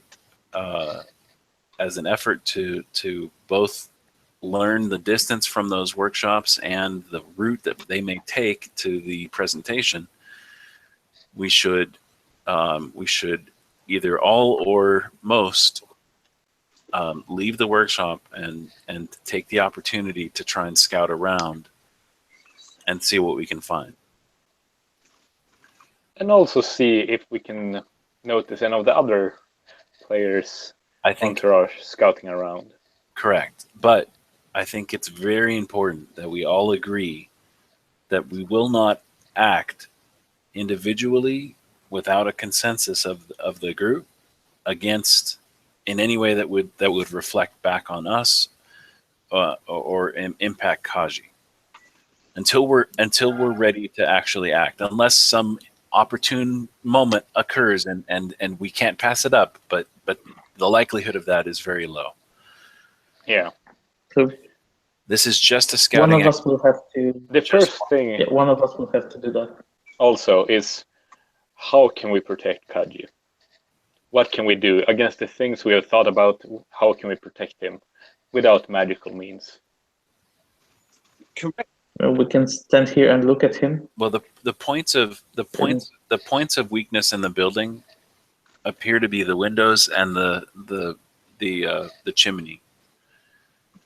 The guards, I believe, and the door we can trust to be watched well. The chimney is more likely the weakest point, because there are 2 guards walking the exterior of the building, so that would make accessing the windows on the sides of the building very risky. But on the roof, there is not constant surveillance.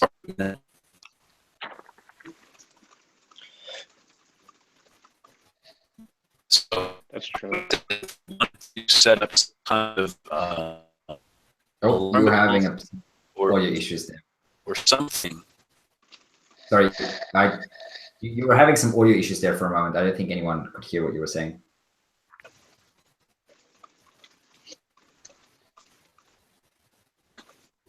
Well, it's to figure out something to either block or protect the chimney or the windows if we can. Did you say there was squeaking coming from underneath some covered cages? Yes. I'm going to go Oh, up. that must be the hamsters. Indeed. I'm going to lift the curtain, Yep. clap my hands in delight. Oh, Master Sixeyes, hamsters! I love hamsters. I had them as a child. No. Step away from the hamsters, please. They're quite important. You can see indeed there's 3 cages and there's 2 hamsters in each cage. Little fat creatures, chubby and staring at you with these furry faces and gnawing on looks to be pieces of carrots or something like that. Oh, yes, absolutely. They're very, very important. I completely agree. And it seems such a shame for them to be trapped inside little cages. No, don't open the cages. If they run off, it's going to take a long time to catch them. Just step away, please. Please. You lot. Can you please? But couldn't I just look after them? What? No. Well, it would be good to look after 3 of them, right? So we have, if something were to happen to one of them, if it's something wrong with the food or... You mean look after Step them? away. Here, they're perfectly safe. Step away from the hamsters. The hamster. Step away from the hamsters. Okay, draw everybody aside. Think about the way we are going to attack the others. We're going to attack them on a technical level. We're not going to kill these guys, are we? Our technical weak point is those little critters. Yeah. I see your point. I would agree to have, since he said he only needed 3, and he has 6 of them, have 3 maybe separated or protected, at least on different sides of the workshop. Let's not interfere with his work, though. No, we know none of us are allowed within like 10 feet of whatever he's building in the middle there. That was one of the ground rules.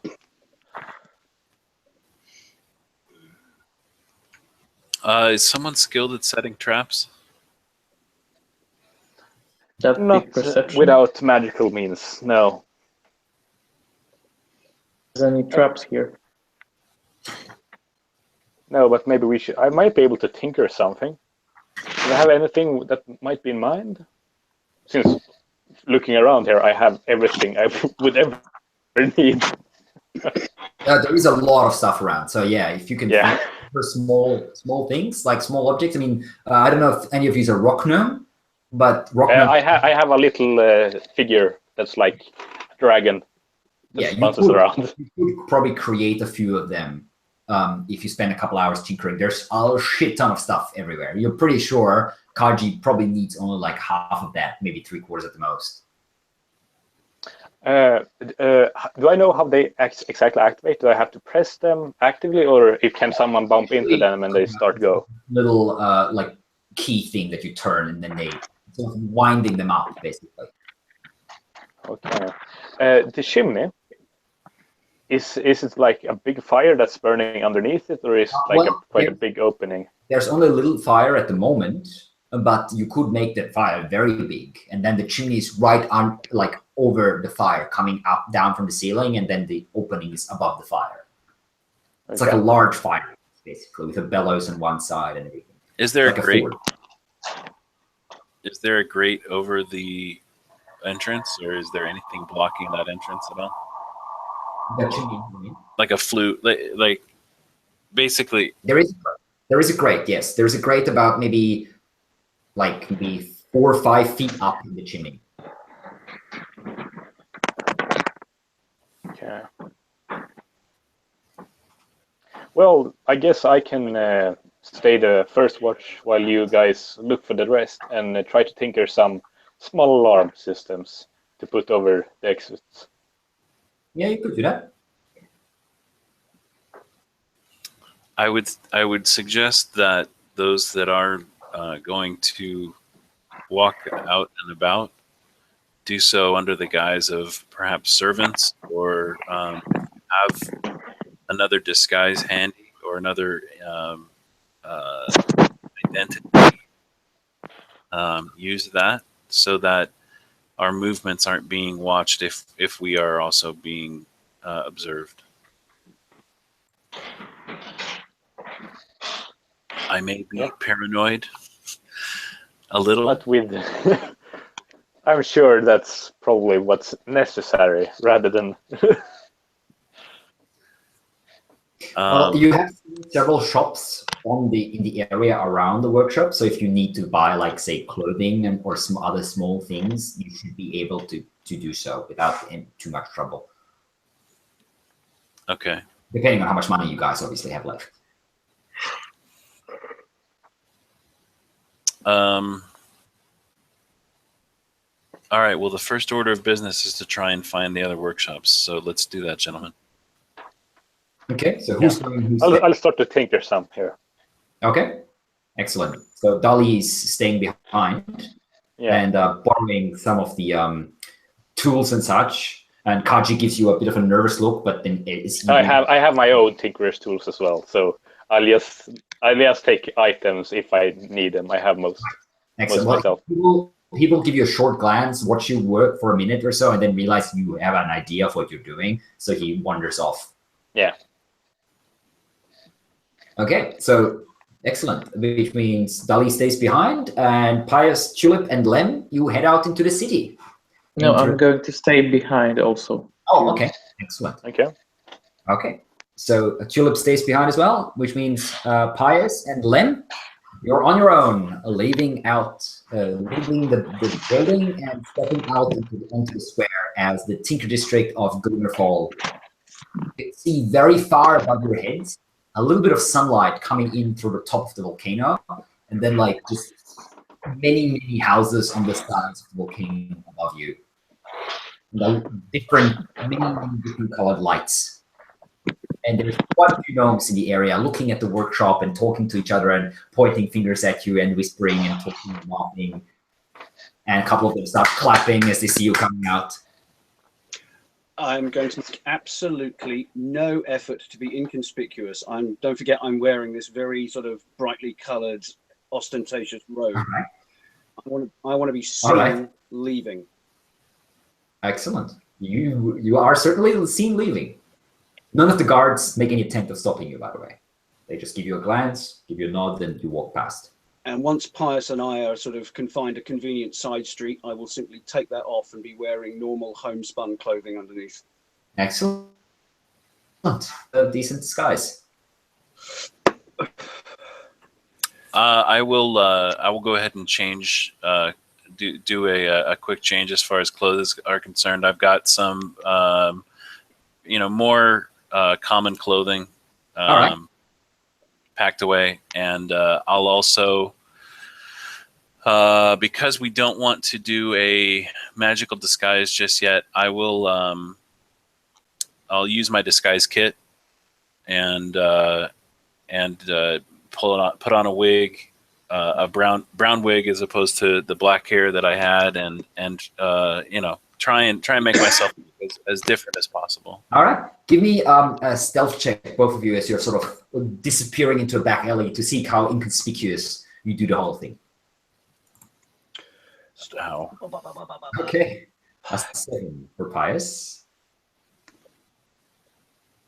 And a 19. Excellent for Lem. So Lem, yeah, you just walk in, you sort of tear everything down, put it in a backpack, and just walk out within like seconds, basically wearing a different Superman style, basically, wearing different garb and pretending to be someone else. Pius, you have a few problems as you realize, okay, there's people, even in the side alley, there's still people passing by, and you're sort of trying to hide yourself amongst some barrels and such, but you do see a couple people walking by you and giving you weird looks as you're putting on like a wig and stuff. But so you don't manage to do it without anyone noticing. I mean, it's not like dozens and dozens of people have seen you, but a couple like changing. So if this is going to take time and I can see this, I'll start a 3-card Monty game loudly and distractedly to give him time to get. Okay, yeah, you will help him a little bit. He'll take a couple minutes. Basically, it won't take too long, but a couple minutes definitely. Do you want me to roll for the disguise? Yes, please give me a disguise kit check. What's the roll for that? It's that's a good question. I believe this disguise kit is a dexterity check. Yeah, that would make. I mean, I believe that would make sense. I'm not sure. As far as it says, I was just looking it up. Yeah. It says. Does the kit specify a check? It says proficiency with this kit lets you add your proficiency bonus to any ability checks that you make to create a visual disguise.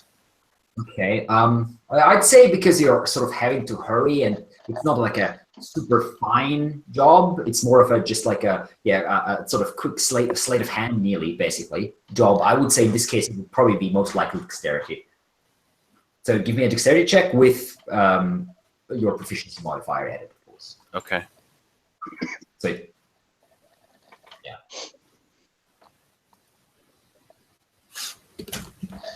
Seven. Okay. Well. Good news is I have advantage when I'm attempting to make a disguise. Then that's good. Yes. In that case, the disguise is pretty good. I mean, people who know you very well, you probably wouldn't be able to fool, but people who don't, like who just casual acquaintances and stuff like that, or have seen you only for a little bit, you should be able to fool them.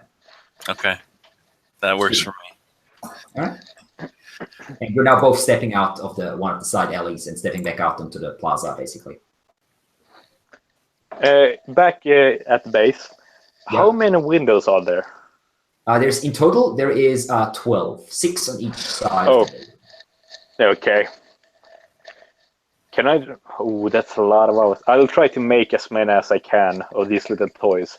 I'll put and try to make a string, basically, so they're wound up, and if someone trips the wire, it's released, basically. Right. You want to add like a little like a bell or something to that, or? No. I make the clockwork toys. They make a sound and like jump around. Yeah, that works. That works. Sure. Yeah, you can do that. That will take you quite a bit of time. Like if you wanted to make 12 of them, that's probably like most of the day and maybe even part of the night. Well, unless something else comes up, I make as many as I can. Okay. Okay. So jumping back onto the square with Lem and Pius. What do you guys want to do? We want to look for another crowd similar to the one outside our workshop, presumably. All right. So do you split up, guys, or you want to stay together? I think for now we'll stay together. Sure. Okay. Lem, give me a perception check with advantage as you're just sort of meandering your way through the city, looking out for things. Oh dear. Oh dear. Oh dear. Okay, so first one, second one. There you go. Oh God. Okay, so Wow. walking around the city for a good hour or so, you're just distracted by all the glittering lights, crowds, and the street performers and the many small workshops and such, and you both sort of forget yourself for a little bit as you're just getting excited. You probably haven't been to Glimmerfall, the gnome capital, before, and there's a lot of things to see. And then like 2 hours later, as it's like noon approaching, or 3 hours, you're like, oh wait, else? And then you realize, oh shit, we were looking for something from the other workshops. No, no, no, no. Candy floss. Look. No, no. What? We have to find the workshop.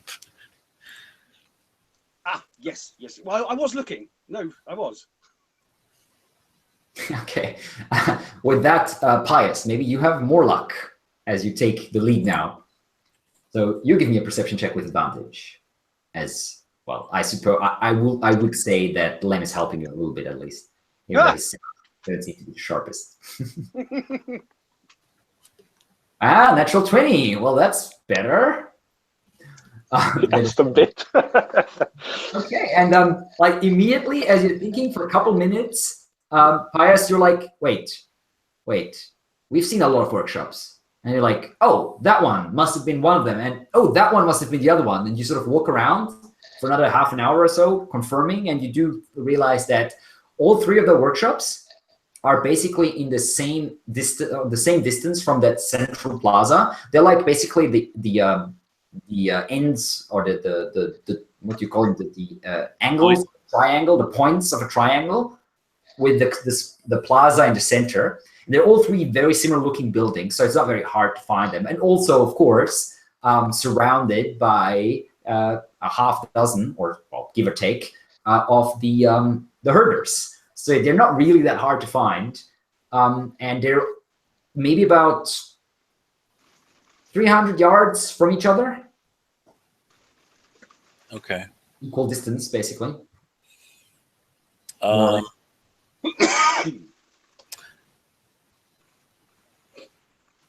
Is there? I guess there's no way of knowing who's in which building, is there?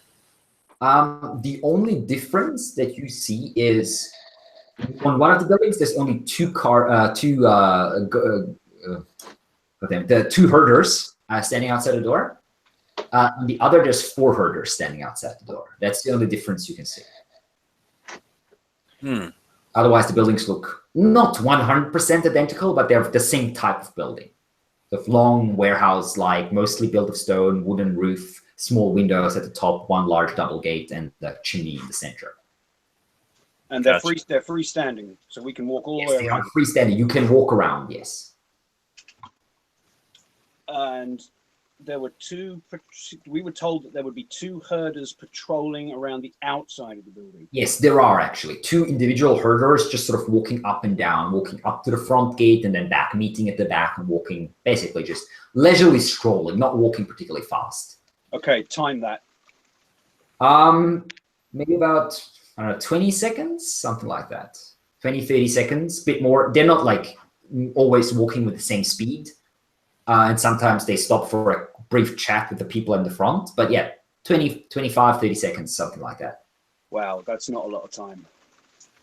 Yeah, it's not, I mean, it's just one building. It's not massive. Yeah. It is a building, a large building, but it's still just one building.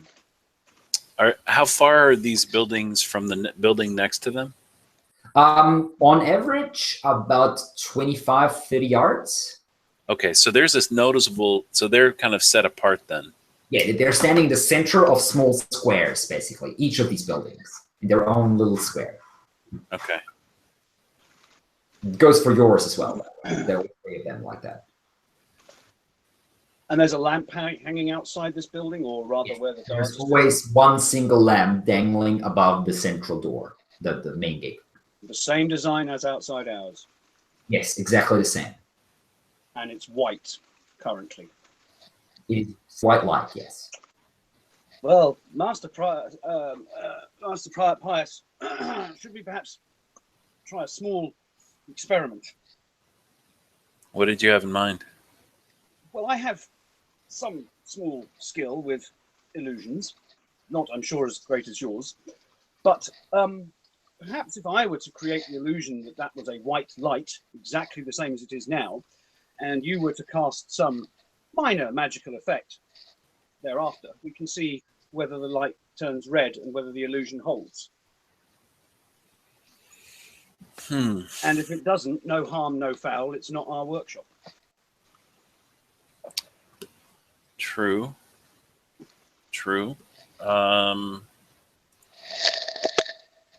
we both have a different appearance, so I don't see a serious risk.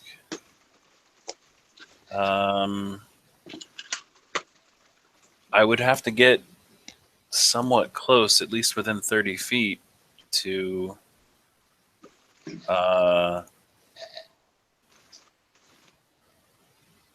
try and cast something.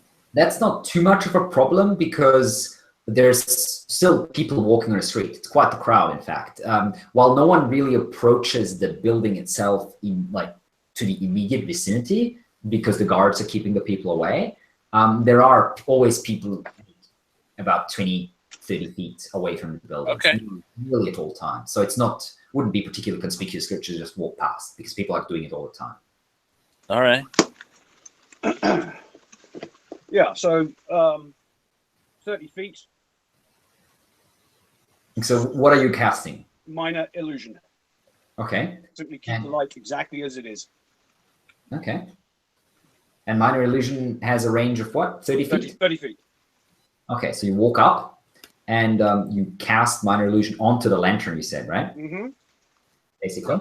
And as soon as you do so, you can see the white light turns red. Your illusion contains it partially, but not perfectly. It's like a little bit of red light seeping through, basically. Minor illusion is only a cantrip after all, and it's not really strong enough to do that. However, it isn't nearly as obvious as it was just a moment ago.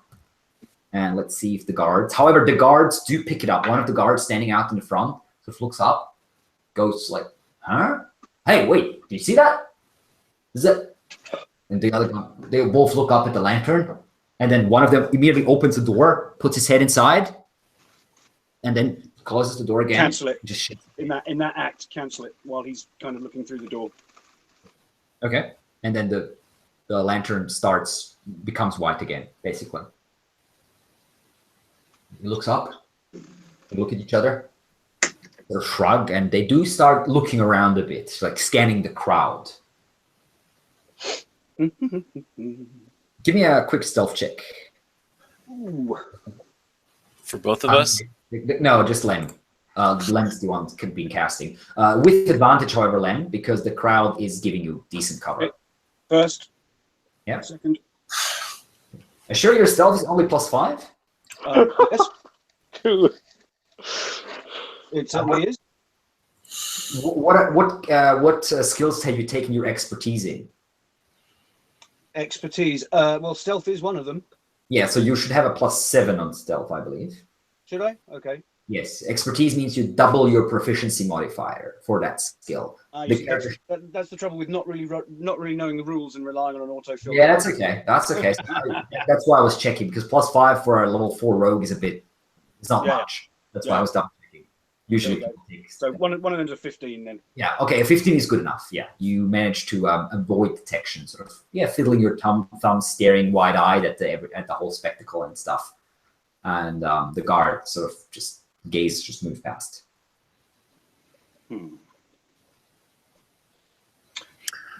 Well, that was telling. So it will take more than just a minor illusion to hide that. But in principle, doable. Possibly. Yeah, you both think if you had a stronger illusion spell, you might be able to cover it up. Yeah, at least one lantern anyway. The most we'd need to cover is 2, presumably. The one outside the one outside our door, and the one over the guard position. Well, the problem is that they appear to be linked. At least that they appeared to be linked inside the workshop. So if one was yes, I see the issue. It may cascade. So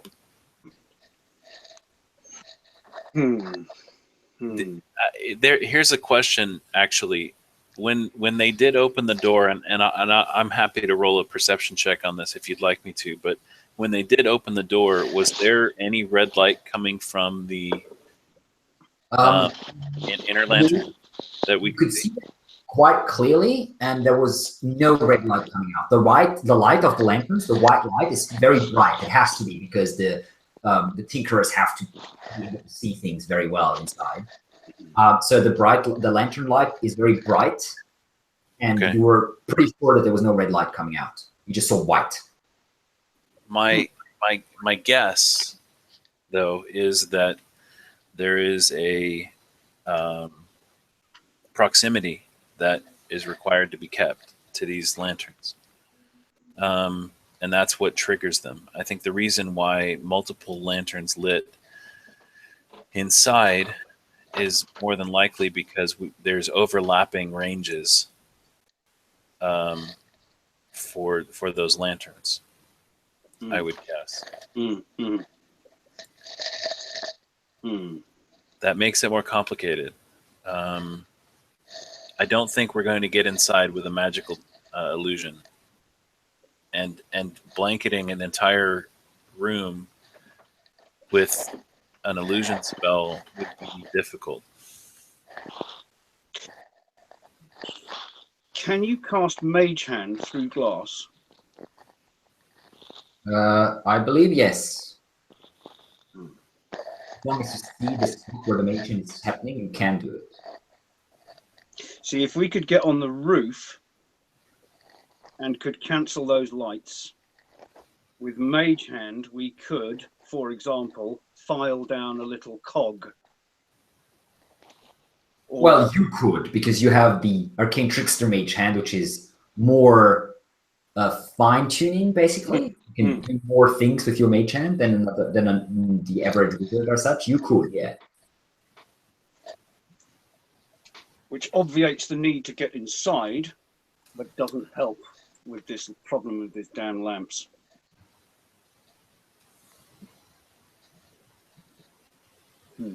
All right. Well, yeah. Okay. The other thing I want to observe is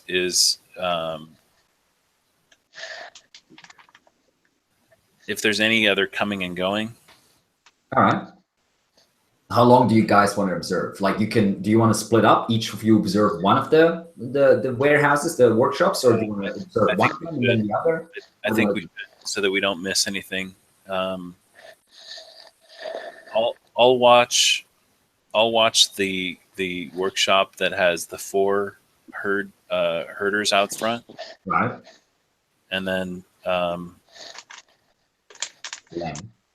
I'll leave Lem to watch this one, unless you want to watch the other. No, go ahead.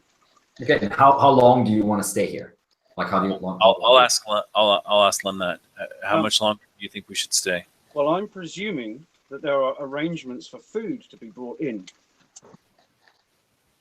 Well, the guards asked if we wanted anything, so there also could be, odd requests. But yeah, what time of day is it now? You said it's just after noon? It would be like 1 o'clock maybe or something, yeah.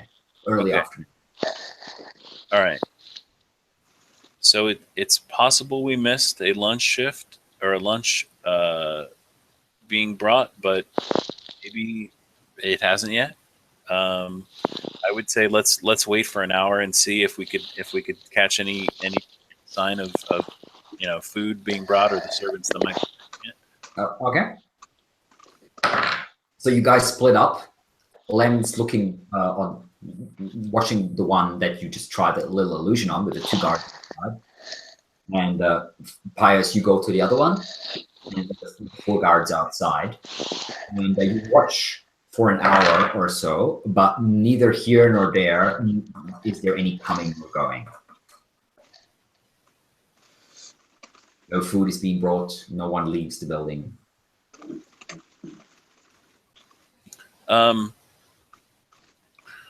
The buildings that are closest to these workshops, or at least to the workshop that I'm looking at right now.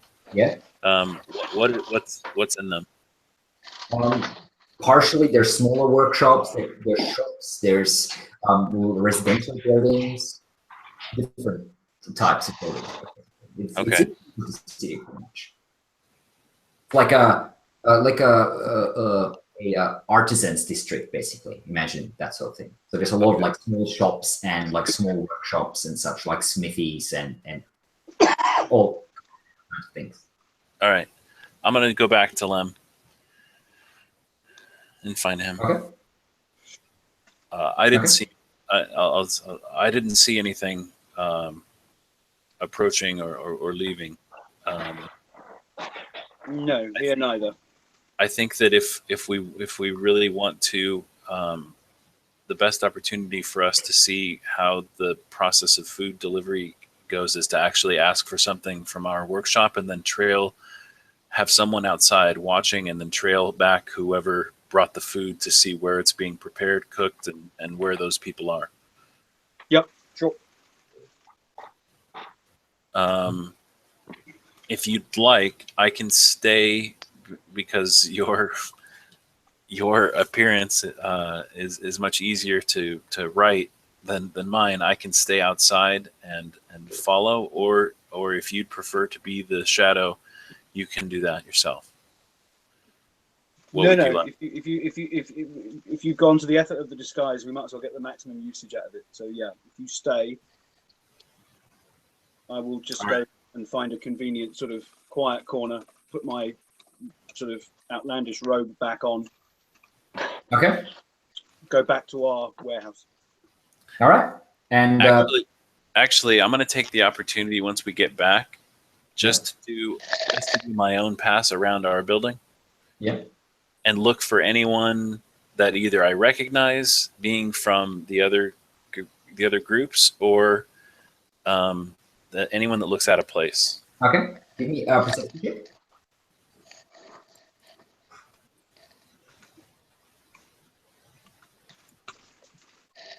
14. Okay, so you do spot two relatively young gnomes hanging around a corner who seem to be watching the building. They don't seem familiar, but you definitely they seem to be definitely hanging around and talking a little bit and watching. They're both dressed fairly shoddily. That they stick out a little bit, not too much. Okay, I'll observe them for a minute, Okay. and just try and track. Remember which corner of the building they're looking at, and Okay, they're looking at the front entrance. Okay. All right. Okay. All right. I'm gonna just observe them and just watch and see what they do when and if the servants bring food or what happens there. All right. And then I would have mentioned to Lem to tell our plan of what we've seen so far and Right.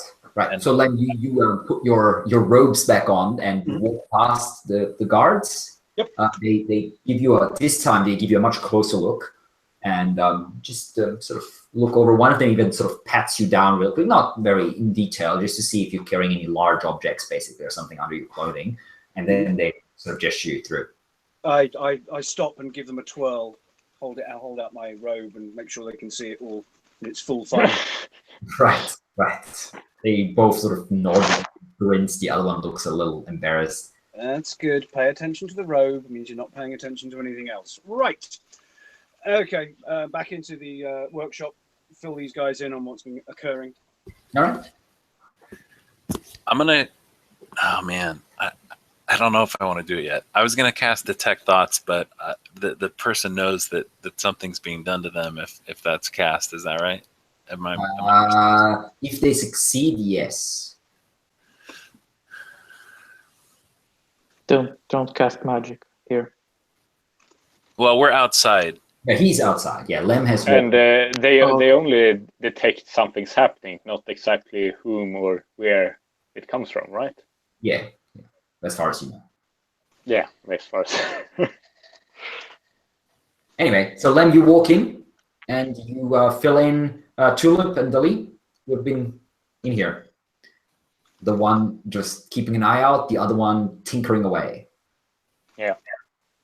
Give me a so- general tinker check, Dali, to see how many you have created so far. Okay. It's also dexterity based, and you have a proficiency, you said, so it's basically a dexterity check. Let's use bonus. Tinker's Tools. 15, not bad. Yeah, you have created about let's see, you've been doing it for about 4 hours now, so I'd say you've created about maybe 5 of them. Okay. Fairly simple. I'll take a pause and try to see if I can set one up at the chimney to begin with. To see. Yeah, the chimney one isn't too much of an issue. The windows are a bit tricky because you can't really get up to them. Is there any ladder or something inside the room? There is actually. Looking around, you do find like a foldable ladder in one corner. Okay. I'll go to the guards and ask me, would you be able to help me set this up, like a protection for the windows? I suppose. Sure, why not?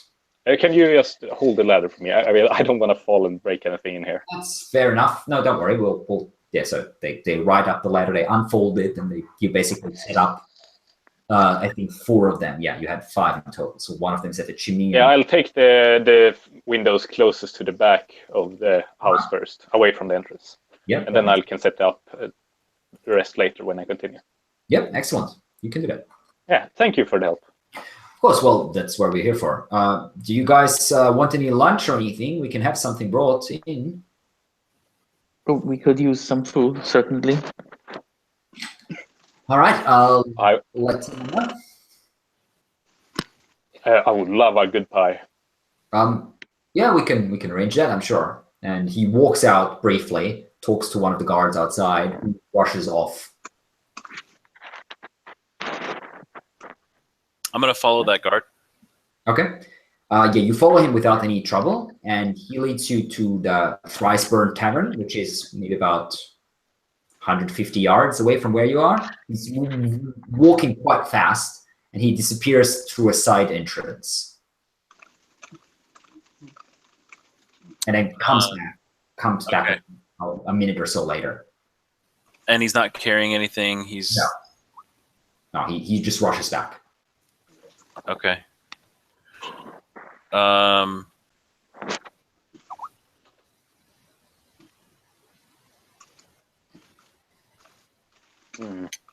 right, I'm going to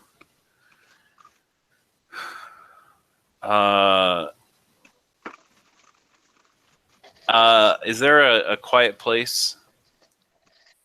Sure. Out of the way corner? Yeah, nothing extremely quiet. Like there's always people around, but yeah, you can get an inner courtyard or something. Okay. If I can, I'm gonna cast Disguise Self on me. Okay. I'm far enough away from any any building or anything like that, and I'm going to take on the appearance of one of the herders. Okay. In fact, if I could have, because it was one of the 2 guards out in front of our place, can I mimic him? You can. Yeah, you can. Okay. You can't really mimic his voice because you haven't heard much more than maybe a sentence or 2. But That's fine. Mimic his exterior for sure. Yeah. Yeah. And then I'm gonna go in that side door. Okay. You can see the side door leads into a small corridor that leads into like a kitchen type area, basically at the back. And you can see there is food being prepared there by about maybe nearly a dozen or so female gnomes. Gnomes, mostly female. A couple of them are males. And there is also what looks to be 5 guards, 5 herders, like just sitting around the room. One of them sort of stands up as you come in and says, "Hey, you forgot something? Was there anything else?" I'll try and get the tone as close as I can to what he is. Obviously, I can't replicate it, but Just to make sure, no alcohol. Right. Give me a quick deception check. You do have advantage because you look like the guard. Sorry, deception. 24. Okay, yeah. The guard has no clue that you are actually not his pal. So yeah, he nods. We'll have the food brought in about 10-15 minutes. Don't worry. Excellent. And I'll leave. Okay. And then back in that quiet corner, I'll drop the disguise. Sure. Still have my physical disguise up. Yeah. And walk back towards the workshop to just still observe. Okay. Are the kids still there? Yes, they are still there. Okay. So about 10-15 or so minutes later, 4 servants appear with like plates covered in some sort of cloth, and there's 2 of the herders walking with them, sort of keeping people away from them. So there's this a little bit of like a bubble around them of free space, one ahead, one behind, and they walk up to the door and hand the food to the guards that are in front, who bring it inside and set up a table basically and start putting it out in sort of the entrance area of the room, and then come back out, leaving it there.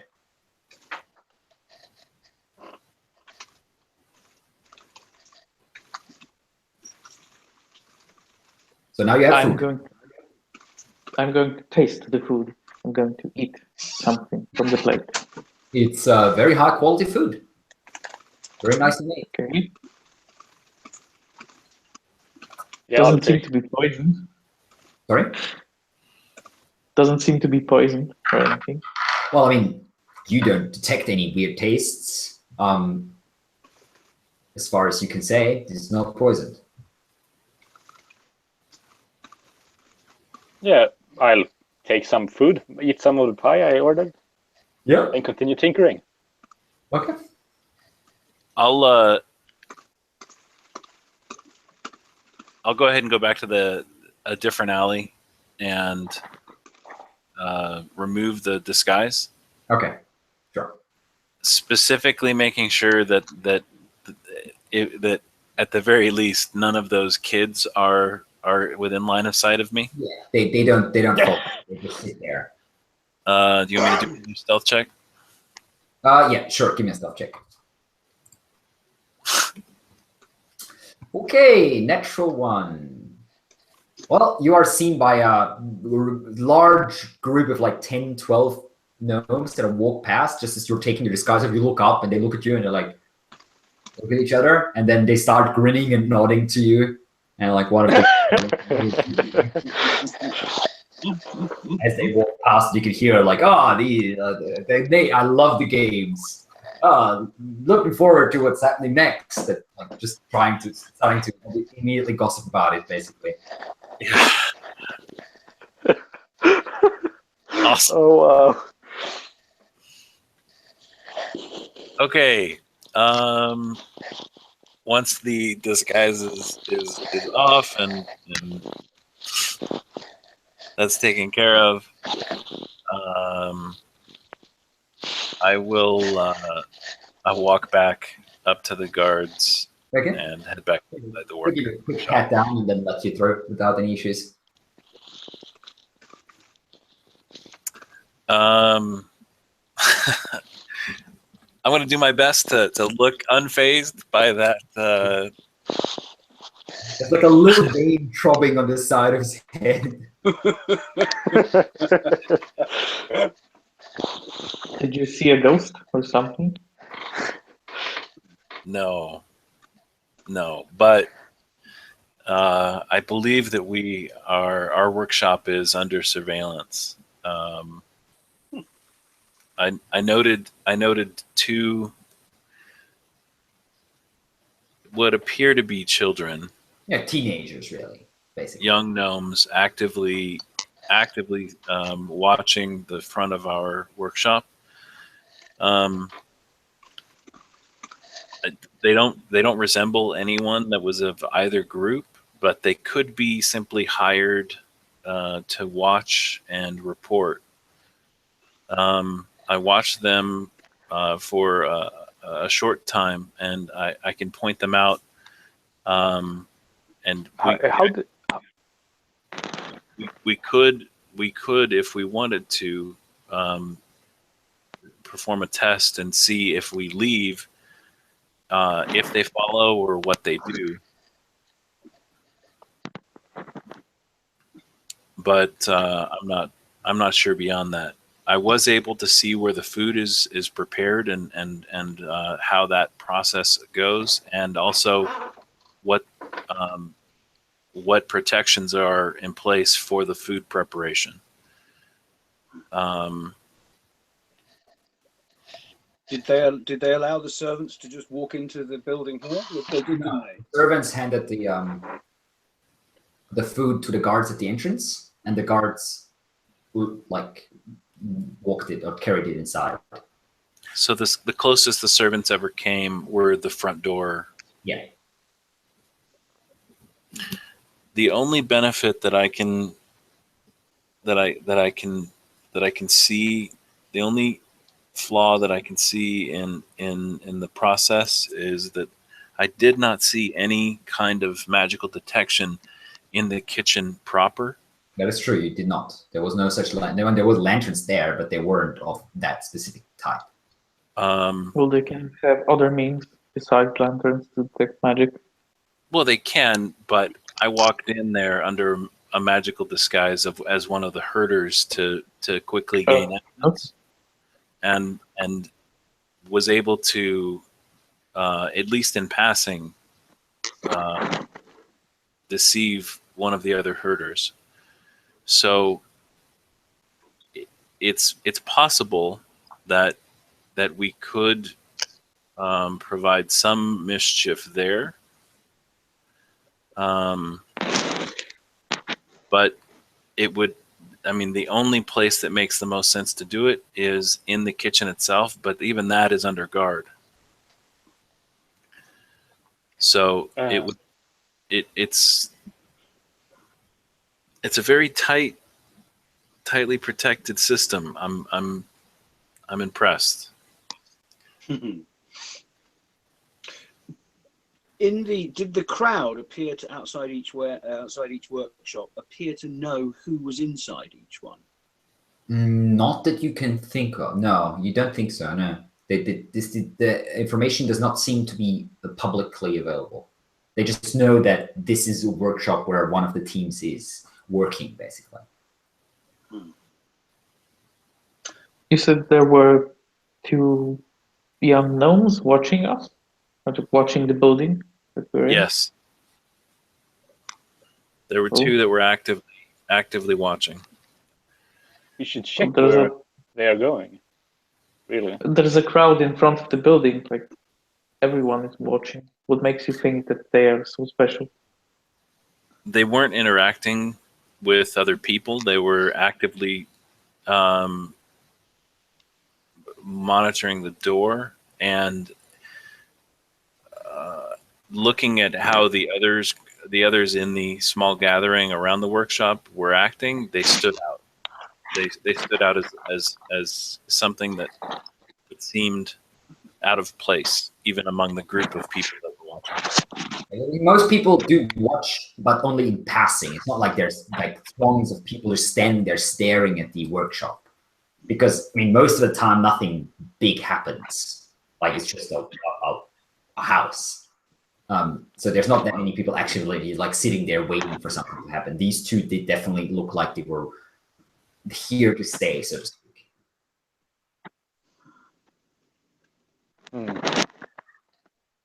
We should see who the kids are loyal to, rather, and either maybe pay them more than they're already getting, or charm them into doing something against their now leader.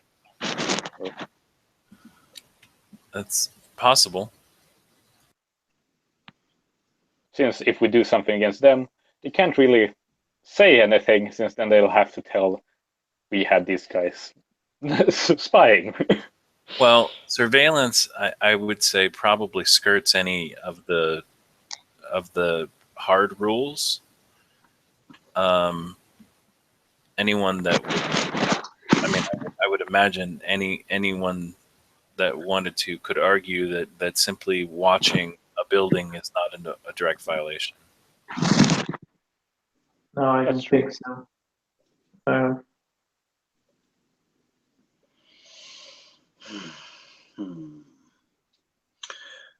Well, we should at least see who they're loyal to.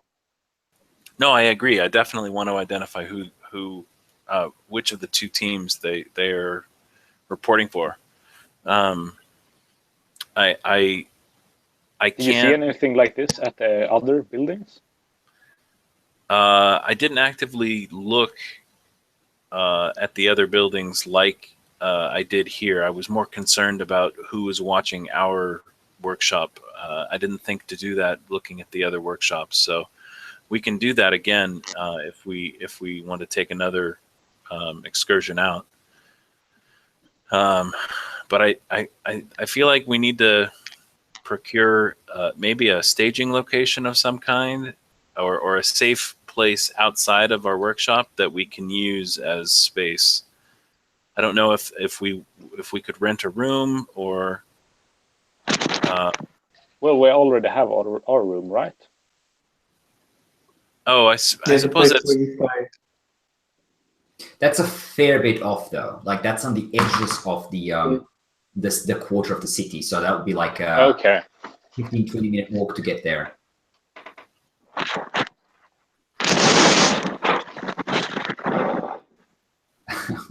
Seems to me that we need to identify who is in which building. I'm going to go outside and talk to those kids, like that are working the building. Oh, you're We having shouldn't talk to them until we see who they're loyal to, really. Only after. So I'm going to talk to them and see what I can find out. Okay. I'll point him out I'll point him out to him. Yeah, but we shouldn't talk to them until we've seen where they're going, so they don't get scared off and not return. If they get scared off and not return, they won't be spying on us. Well, then we don't know who sent them. They will just send some other people, and then they will know that we know they're spying on us. If we talk to them, we should do it under disguise as well. This is an advantage, knowing that they're spying on us, rather than just letting them go and wait until they have someone we cannot discover. Well, if you put it that way, I guess. But still, How I don't think it. how far away were those? Were they from the front door? About maybe 40-50 feet. Okay, so here's another idea. I could also pose as one of the entourage that we saw, either Lyra or Lauren, and approach them. If they recognize Lyra or Lauren, then the answer is simple, and we know.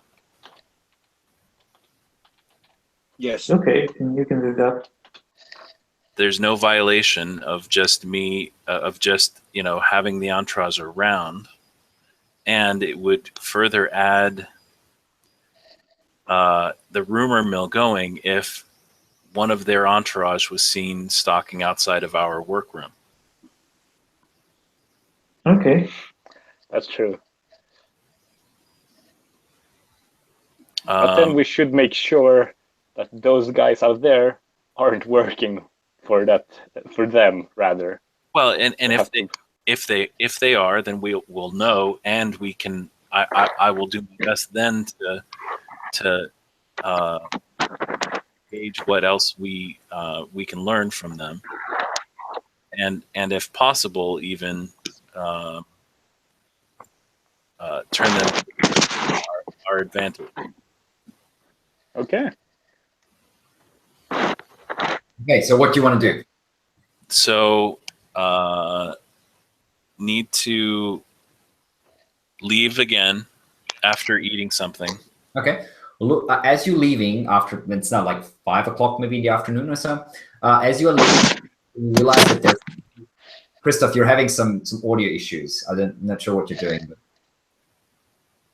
Sorry? it's quite loud. Hello? Crackling sounds. It's really loud in your yeah, thanks. As you're leaving, you can look over to where the two teenagers are sitting, and you can see there's only one there now. The other one's gone. Okay. I'm going to. Is there a shop nearby? There is. There are several shops. Ones that I could actually go into that would. Yeah, most of them are like that. Most Okay. of them like interior shops. There is All right. a couple of shops where just like an open front, but most of them are an actual like building where you can walk in. All right, I'm gonna go in, find one that's relatively empty. Yeah, there's a shoe shop that doesn't look like it's going quite well in one of the side alleys that are sort of branching off from the plaza, and that looks pretty empty at the moment. I'm gonna walk up one aisle, turn the corner, and as I turn the corner, basically out of line of sight, I'm gonna disguise myself as Lauren, the male Right. of the two, Of the twins, yeah. and then walk out of the store. The elderly shopkeeper gives you like a slightly surprised glance as you walk out, but then sort of shakes his head. Okay, You walk out. Yeah. I'm gonna approach the kid. Okay. He looks up to you as you approach. Any recognition? He looks a little suspicious. You're not sure.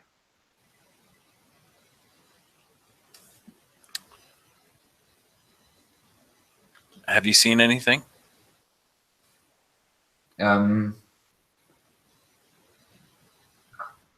He gives you a confused look and says, What do you mean, seen anything? Give me an insight check, real quick, please.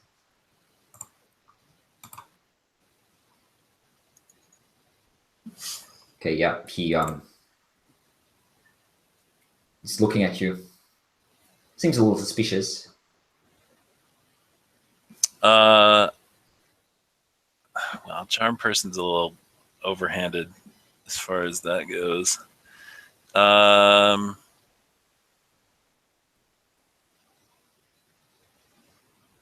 Yes. I'm gonna cast suggestion on him. Charm person is heavy-handed. Suggestion isn't. Okay. Wait, are there two of them standing there? No, there's just one. No, just one. Okay. What is your, Well, the Charm DC? person, he definitely knows he was charmed. Suggestion doesn't necessarily have the same effect. That's true. That's a DC 13, right? I believe so. And because he's a gnome, he has advantage, but he fails. So what do you want to suggest?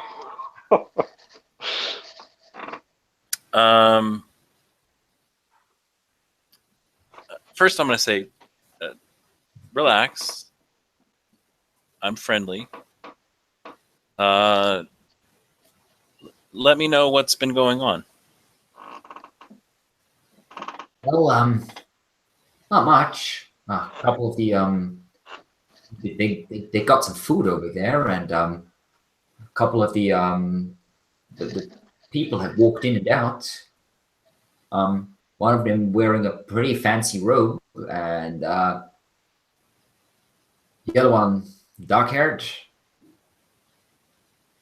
My friend's back over to report.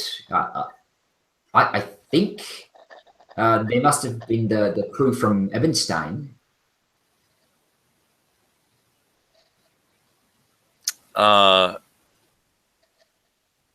And who did he report to? Well, to the guy who hired us. Don't know his name. Oh, describe him for me. Oh, he was a brown-haired fella, a bit chubby, older fella. For me, what is that? Does that match the description of anybody that I can recall? Not really. No, none of the major players anyway. Lyra and Lauren were both sort of more of a red-haired, pale-faced variant. That they certainly weren't chubby or older. Okay. And Sadri was a woman, obviously, Right. and Balin had this massive, like the inventor from High Spin had this massive, like Einstein sort of type of hair. So it doesn't really match anyone. Okay. He also said you knew his name. Sorry? You also said that he knew this guy's name. No, he said he didn't. Yeah, Oh, okay. He said he didn't know. Where did he go to report to him? Oh, the tall building at the Earth Fountain. Do I know what he's talking about there? No, because you haven't been in the city. But Ben and Glimmerfall. Okay. this he's speaking in a way as if this must be obvious where it is.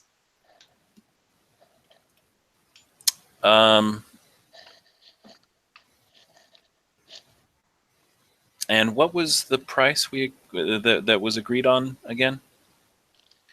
There's they gave us 2 gold each, and they said they're gonna pay us 3 more.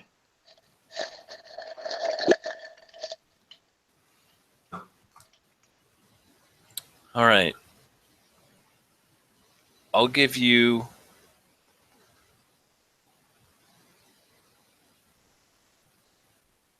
I'll give you 5 gold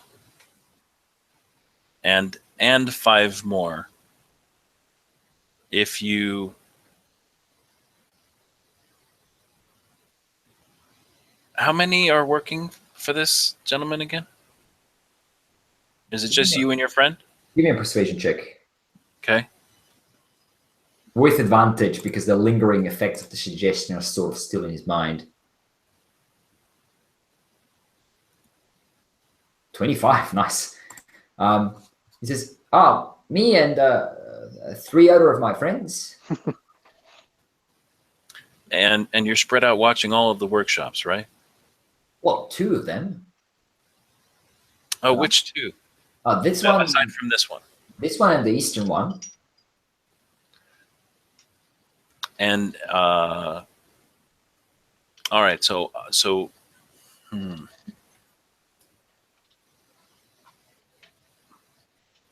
the question to you as GM: Can suggestion work to make him forget? No. Okay. You cannot make him do things that he cannot do by himself. Like, okay. We suggest courses of action that seem sort of viable to him. All right. Here's what I would like you to do then. Every bit of information that you get, if it is regarding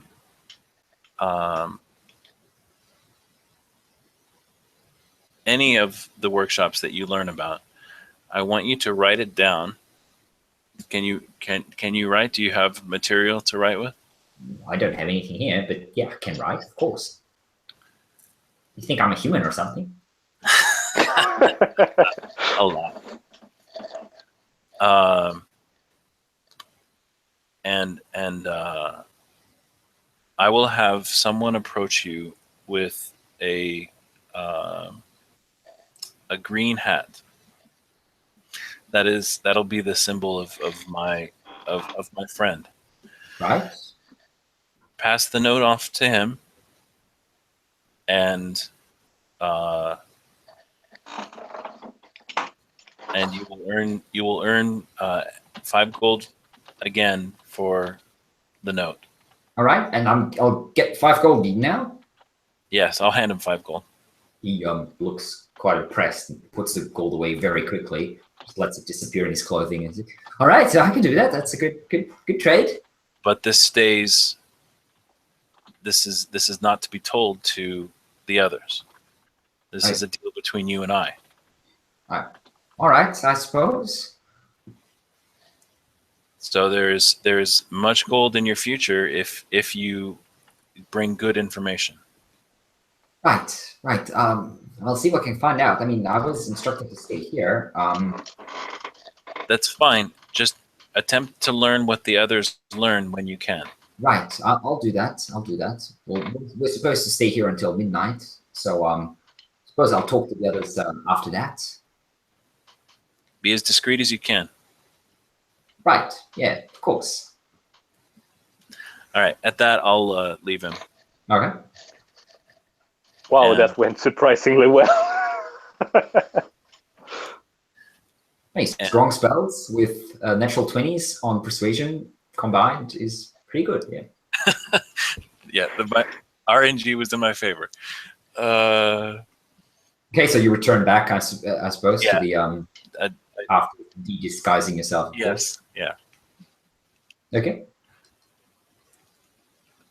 All right. So I explain as much as I can to the guys and say it looks like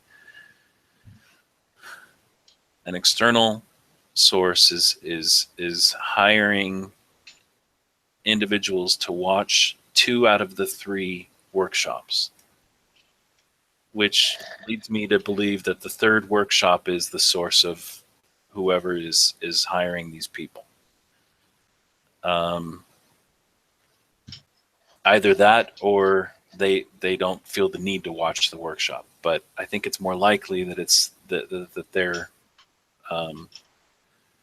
the source. Since we don't know who's in which workshop yet, I can't say who's responsible, but the person that they're being paid for is not one of the entourage or one that we've seen.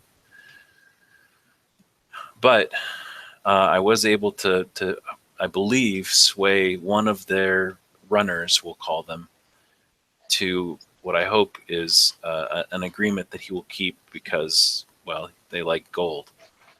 So we can arrange a pickup of information tomorrow of what they've learned, of what his group has learned today, so that at the very least we'll have the same information that they do, or at least most of the same information that they do.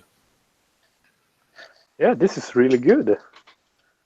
What did you say? The dirt? Where was this man located? The tall building by the earthen fountain, I believe, is what he said. Fountain. We So should try to check out what that is. We could scope that, but I think that I'm going to stay here for a bit. I feel like I'm pushing myself if I go out more today. That's true. But if others want to go explore, I would freely recommend looking and see if we could track them down, or at least learn a little more. Otherwise, we need to find someone has to find a green hat or what. Well, I just point up and I'm completely green with a giant green hat on top of me. Oh yes, but we don't want. Yeah, that might not be the best. We don't want it drawn back to you. As far as the child knows, or that boy knows now, he was hired by someone who looks just like one of the entourage of Cloud Hairs. So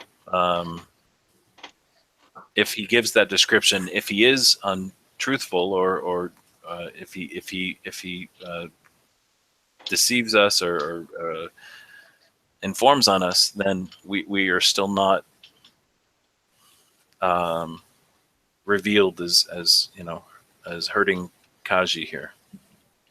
Yeah. Also, with this, you could feed misinformation to them as well. That's true. What he did say is they did note the comings and goings. So that it seems to me like they're simply monitoring when people are leaving and returning, and any requests for food. They are waiting for perhaps when the workshop would be Empty. the least occupied, Yeah. It's or possible. empty even.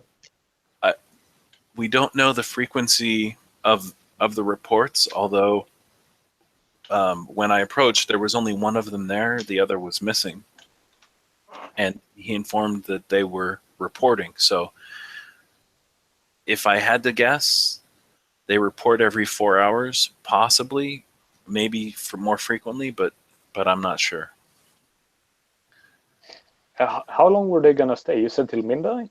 Till midnight. That's when he's going to talk to the others and see what he can find out. So, I wonder if that means that they don't have anyone to check during the night. That seems quite weird. Well, it's possible that there's another group that's watching in the night. It's also possible that it's much harder to appear discreet when you're observing the workshop if there's not a crowd of people walking around it. Like, I would imagine much of the city is quiet, and so there isn't as easy to hide, spies just sitting there when it's true. dark.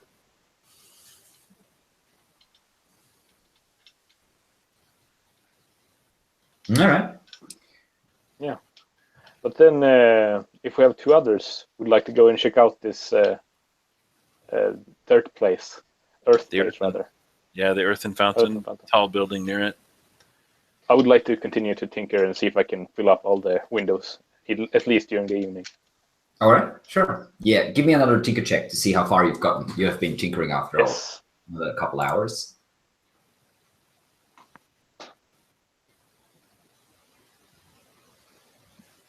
Yeah, 18. Oh, nice. Yeah, you make 18. I best twice. Yeah, it's fun. Yeah, you're making good progress. You have, let's say, you've been doing it for another 3 hours, maybe now. It's about 6 o'clock ish. So you'll made another 4 of them that you can position. Yeah, I'll take the windows furthest towards the entrance this time. Okay, so you're only missing 1 window. Sorry, 2 windows on each side. So you need 4 more. Yeah. So I'll continue. Okay.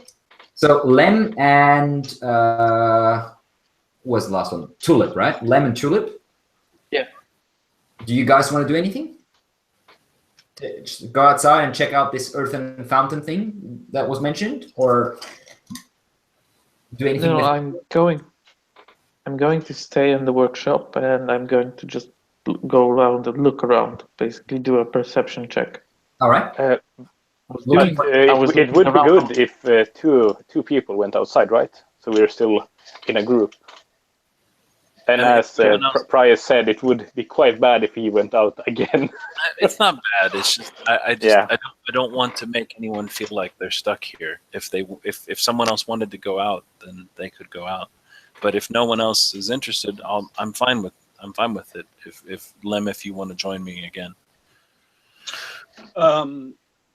I defer to those who have been stuck tinkering in a workshop all day. Oh, I can continue tinker. No, it's that's fine. the most valuable. There's food here. We'll survive. All right. So the old team, Lem and Pius, out again. Let's let Christoph have his perception, though. If you don't. Sure. Sure. Go ahead. Oh, okay. Thanks. I'll roll perception really quick. Yes. Are you looking for any specific thing specific, or at anything specific? I guess I'm looking at at the corners and Okay. Along the walls of the workshop. Right. Seeing maybe there's a secret entrance here that we missed, or something, or another exit. Sure. That we missed somehow. 21. 21. Right, Nice. looking around,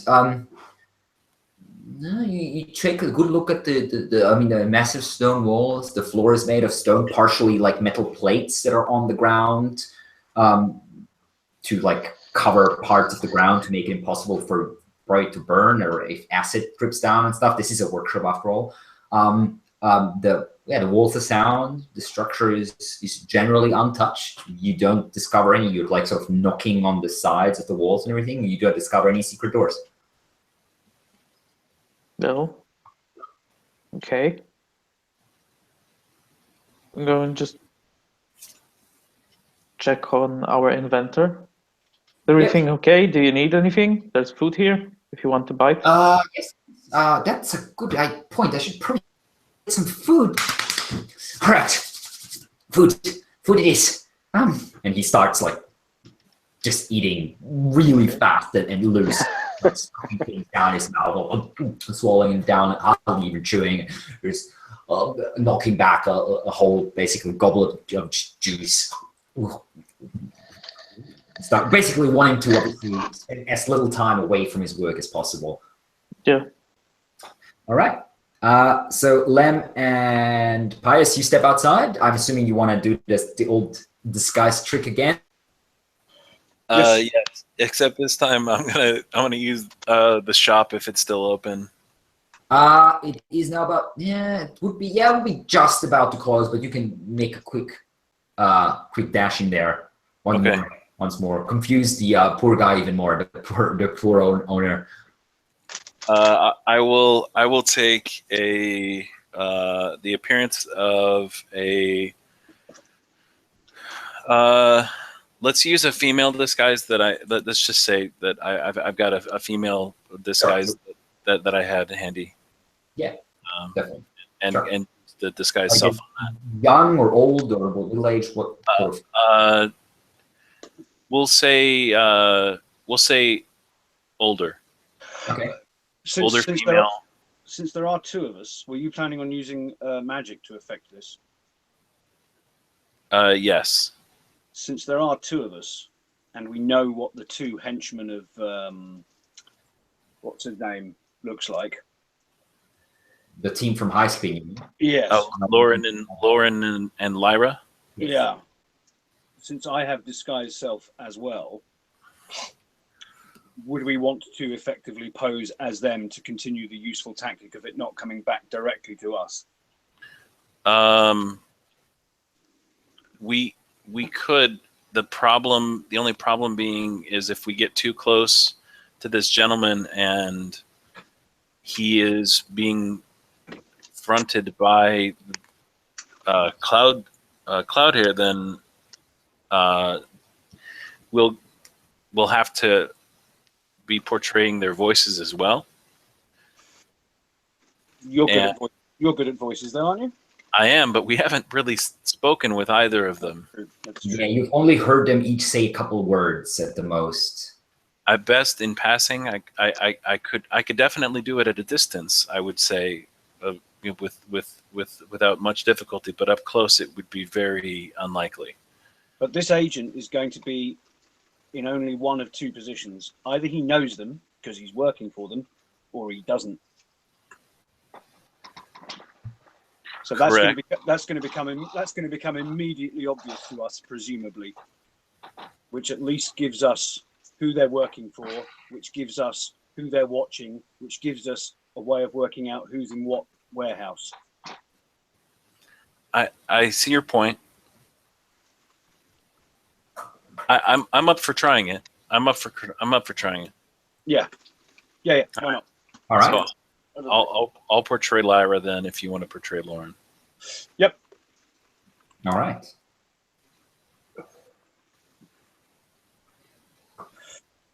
So you walk out as Lyra and Lauren,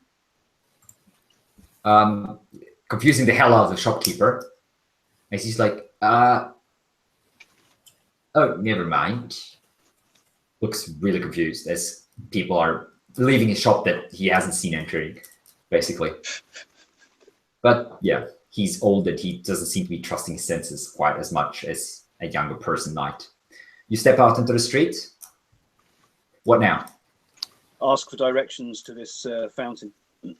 Okay, yeah, you ask around. Anyone can point you in the direction of the Earth Fountain. It's sort of a bit further north of you, but maybe 2 blocks. And it's basically, as you get there, it's like a large fountain with like a single, very uncarved, mostly rock.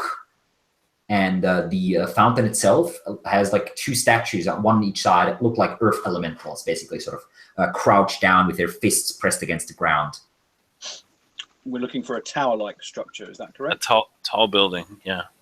Yes, there is, looking around, there is maybe about 2 or 3 taller buildings, but one of them is definitely, you assume that would be the one that was mentioned. It's basically like nearly a tower-like structure, like a tall building with a sort of a peaked roof at the top that seems to have multiple entrances, and there's also a couple of like stone stairways going up into doorways that are out on the top.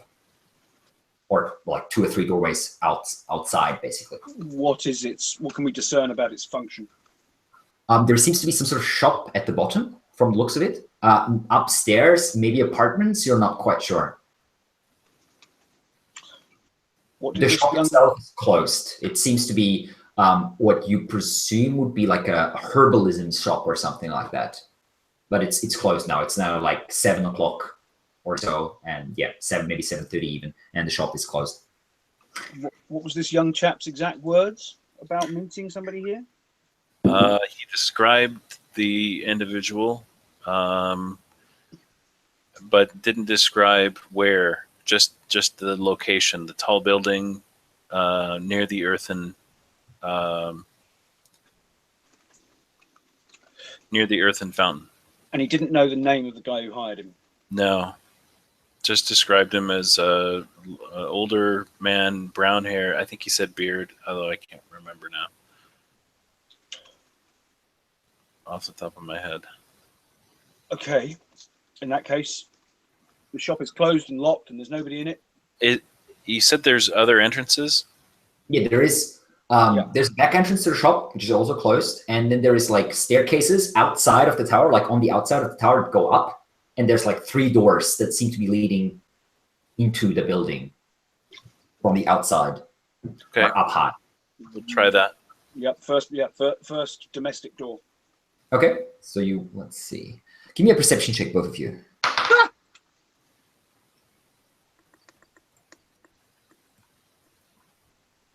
Natural 20.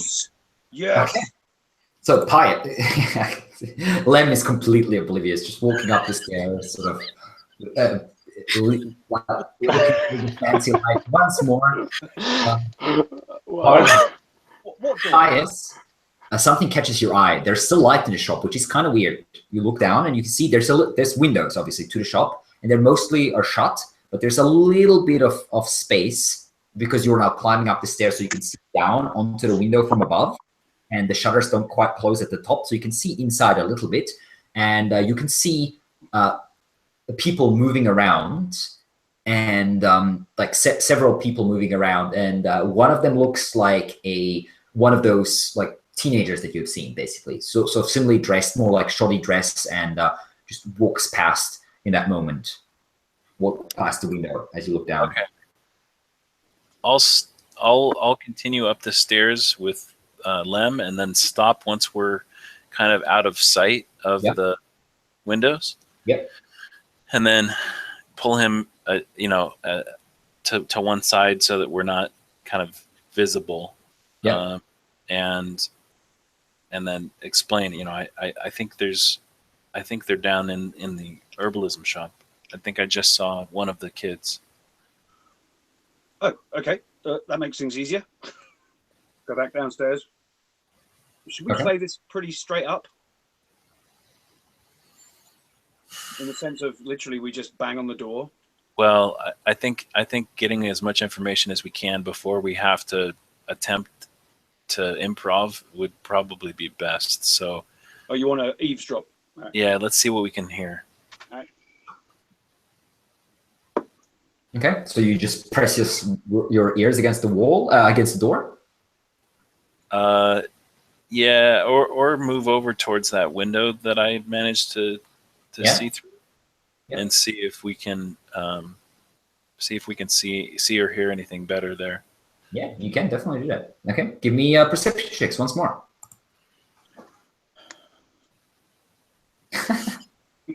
Lime is so oblivious. Yes. What? What? He's just like face planting at the window. I like the -1, and he's the one out checking for everything. I'm afraid none of you can really make out. Like, you can hear very muffled voices coming from inside, but the window shutters are too tight. You can't really see anything through, and you can't really hear anything through either, I'm afraid. Okay. Well, I think our only option is to try the direct approach then. Yep. Do we want to discuss like an emergency word to use to back out, or to what are we going if things go badly, what are we going to do? It's 7 o'clock at night. How busy is the street? It's still There's still people walking around. It's quite busy, not like crowds, but there's constantly people coming and going. Yeah. If it goes bad, we just walk out into the street. Just walk away.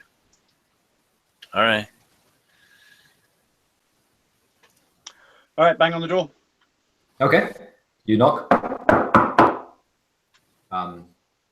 Door opens a bit, and you can see a dwarf actually on the other side. Bearded, broad-chested fella, looking out, wearing like a leather armor, not particularly tidy. Hey, what are you? Sorry, what did he say? He said, "Aye, who are you?" I've lost my voice. Is he in? Is who in? Your man. What's his name? Master Callan. That's the one. Aye, he's in. He hired you too.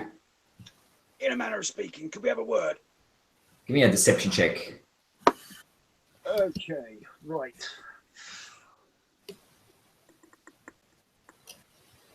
And I think, yes, I count my proficiency double. Okay, so add another, whatever you roll, +2. So it is 4 + 2 + 2. Okay. There we go.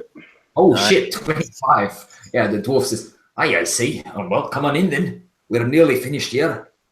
Just that, waiting for the wagon to arrive." And he steps out the way. Shall we? Yeah, I go in. Okay, you can see inside, there's like this large entry room where the actual herbalist shop is. You can see herbs and like these large cupboards, basically with very, very many small drawers with different symbols on them, signalizing herbs and spices and such. And there's another dwarf sort of sitting there and running a whetstone over like a hand axe. Gives you a look as he stands as you come in, and then looks back down and like sharpening his blade.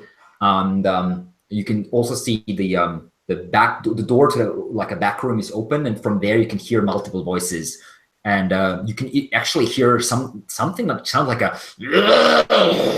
like some sort of animal noise, nearly, or something coming from there. So I'm presuming the dwarves are essentially just hired guards or some such. They look the way, yeah. They're like some sort of bit shoddy, not particularly clean-faced, bushy, bearded fellas, quite muscular. They look like hired muscle, basically. Well, we belong here, so we're just going to walk right past them and straight towards the back room. Okay. In the back room, you can see two teenagers sitting in a corner, looking a little nervous. And then there is a large wooden box in the center of the room. That's where the noise is coming from. You can hear something like moving around inside the box, and it's noise coming from inside. And there's three other fellas, adult gnomes, that also look a little like riffraff, basically. Kind of like criminals or other street-wise fellas with spears. The spears, however, are lacking a tip. They're just like spiky wood at the top, not there's no like metal spike at the top, and they look a little nervous. And there is also a chubby, brown-haired, little older fella who is sort of sitting in a chair in a corner, looking a little impatient. And he looks up at you as you come in, and his eyes go wide immediately. Recognition or surprise? He looks insight checks, both of you. What check? Insight.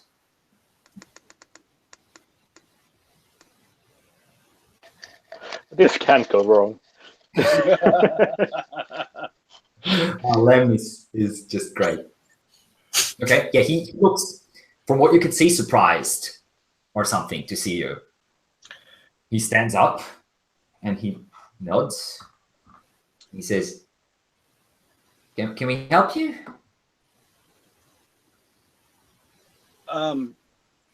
Yes. Sorry, remembering. Yeah, yes. You'll have to forgive the voice, I'm afraid. You lost your voice, have you? I picked up a cold. I'm not used to this city. Right, of course. So, have you got anything to report? Oh, nothing much. We've been wasting a lot of money here. I think the plan's not going to work. Why is that? Well, I think the thing's not going to do what it's supposed to do. I think Mistress Knifehand should have just sent her spiders. It's not, or some of her other toys. Not much point, honestly. I can. Oh no! Favor us with your opinion where the plan falls down. Well, it's too risky. The guards are too good, and the anti-magic lamps and everything. It's just not a good idea. And yeah, I just don't think it's gonna work.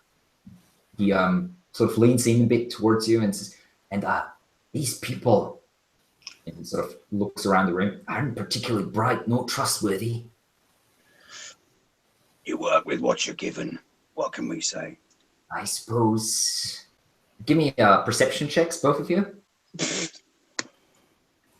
Because you're totally good at that. Yeah. You walk into the door. The same people. There's something odd about this guy. He looks old, but the way he's moving as he stepped forward and leaned in didn't really look like an old person. There's just something off about him.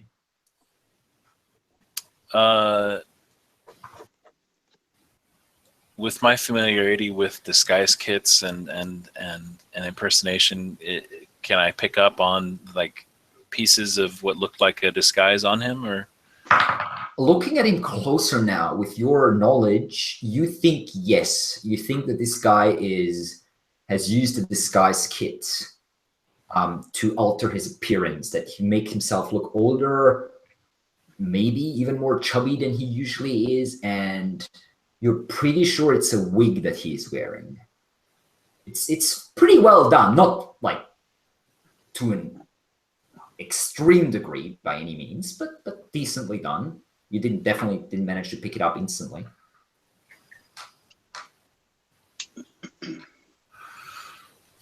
I'm gonna lean in like I'm deferring with Lauren.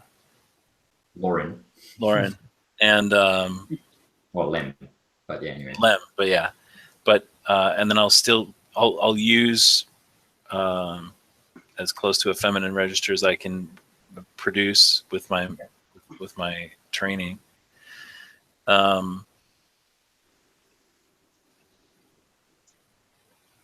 We need to find out who the target is. He says, excuse me for a moment. I'll be right back. young man. Walks past you. Come back, sit down. There's a good chap. He gives you a look. You can answer to us, or you can answer to Mistress Knifehand. Take your pick. Right. Now, you're going to hear some very, very important stuff here, and we don't want minions earwigging, so send this lot away. Sure. I'll. The only thing is, the wagon's coming soon, and they'll have to put the. Don't worry, this isn't going to take long. Right. Okay. Well, you lot, come on. You'll wait in the front room. Okay. Let's sort of shuffle them out. Sort of, herd them out. Shut the door. Yeah. Okay. Before you can do that, the guy just leans out and says, "Wait here, everyone. Don't go far." Yes. We wouldn't want to be disturbed. So keep a good eye out, all of you. Okay. He turns towards you. So, what is it? Who do you work for? It's a surprised look. Okay. She know? I know. I want you to I want to be sure you know. I work for whoever pays me the most, which is you lot at the moment. Yes, use the name. Come on. Well, Lauren and Lyra, right? Yes, correct. And who do we work for? Oh, I don't know. I suppose the city of Highspin? Yes. So, what exactly are we going to do? What do you mean? I don't know. It's your plan, isn't it? Is the cage or whatever the box that the beast is in, is it completely enclosed, or is there... It is completely closed up on all sides. It's like a large wooden box, maybe about very heavy wood. It's maybe about 10 feet long and maybe about 6-7 feet high and wide. And you shuffling around and bumping against the sides of the box. The box is moving slightly, and you can hear just doing weird noises, muffled through the wood.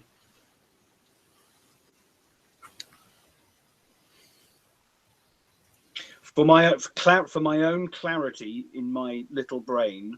Yeah. Yes. Impliedly, at the moment, if he thinks he's working for the twins, Yes. he therefore thinks he's working for this cloud hair. Yes. Right. Okay. So now we know where she is. So how long would you have to wait for this wagon? I know, it's supposed to be here soon, I suppose.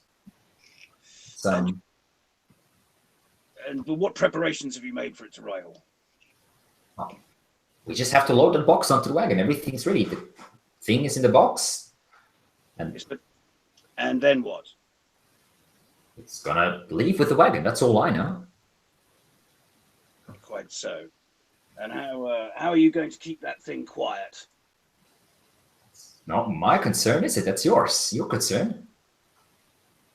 He's gonna cover it up, and he points at what you see, like several like very thick blankets lying in a corner, like folded up.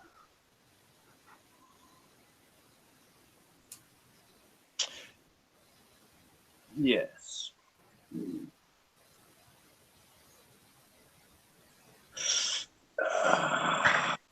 can hear now the rattling of wheels on the cobblestones outside the door. The back door, that is. Ah, it must be the wagon. And he walks up to the front door, sort of, "Hey, you lot, get in here. The wagon is here. Bring everything, your weapons and everything. We don't want to take any chances." The two dwarfs coming in, one of them says, sort of, "I'm not gonna risk my axe. Give me one of those poles." And he takes the pole from one of those wooden poles again from one of the gnomes, pushes him off. Says, "That's a job for someone with a little muscle. Not for you lot. No offense. And he said, the guy you were talking to says, actually, I believe the plan has changed. Those two here, everyone, get them! And he points at you. This is going to end well. And then as he does so, he Who will said that? leap the chubby guy with the disguise. Then he leaps backwards and leaped backwards to where he was sitting, and from a like a leather bag that was lying there, he pulled out a hand crossbow, which he loads and shoots at Pius, at you. The crossbow flies through the air, hits you, and you take 14 points of piercing damage.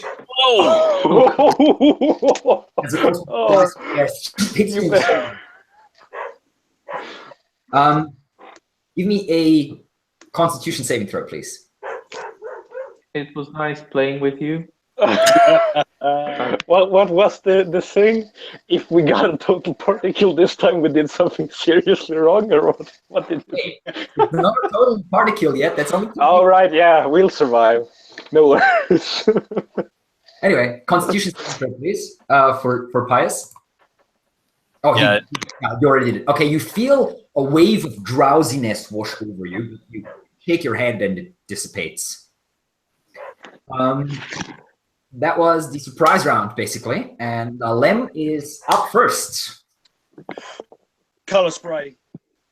Who are you? So you have the two dwarfs, you have 3 adult gnomes, plus the guy with the hand crossbow, plus the 2 teenagers, although they do not look really like they're about to get involved in the fight. The most Dwarfs, 3 gnomes, and the guy with the crossbow. the most efficient based on the 15-foot cone. So you just want to take the largest amount of people? Yes. So that would be 1 of the dwarfs and all 3 of the gnome thugs. Yep. Okay. All right. So this is the 60-10 for hit points. Yep. 33 hit points worth. How much? Sorry. 33 hit points worth. 33 hit points will knock down. It starts with the lowest one, right? Just checking that. Hold on. Let me check.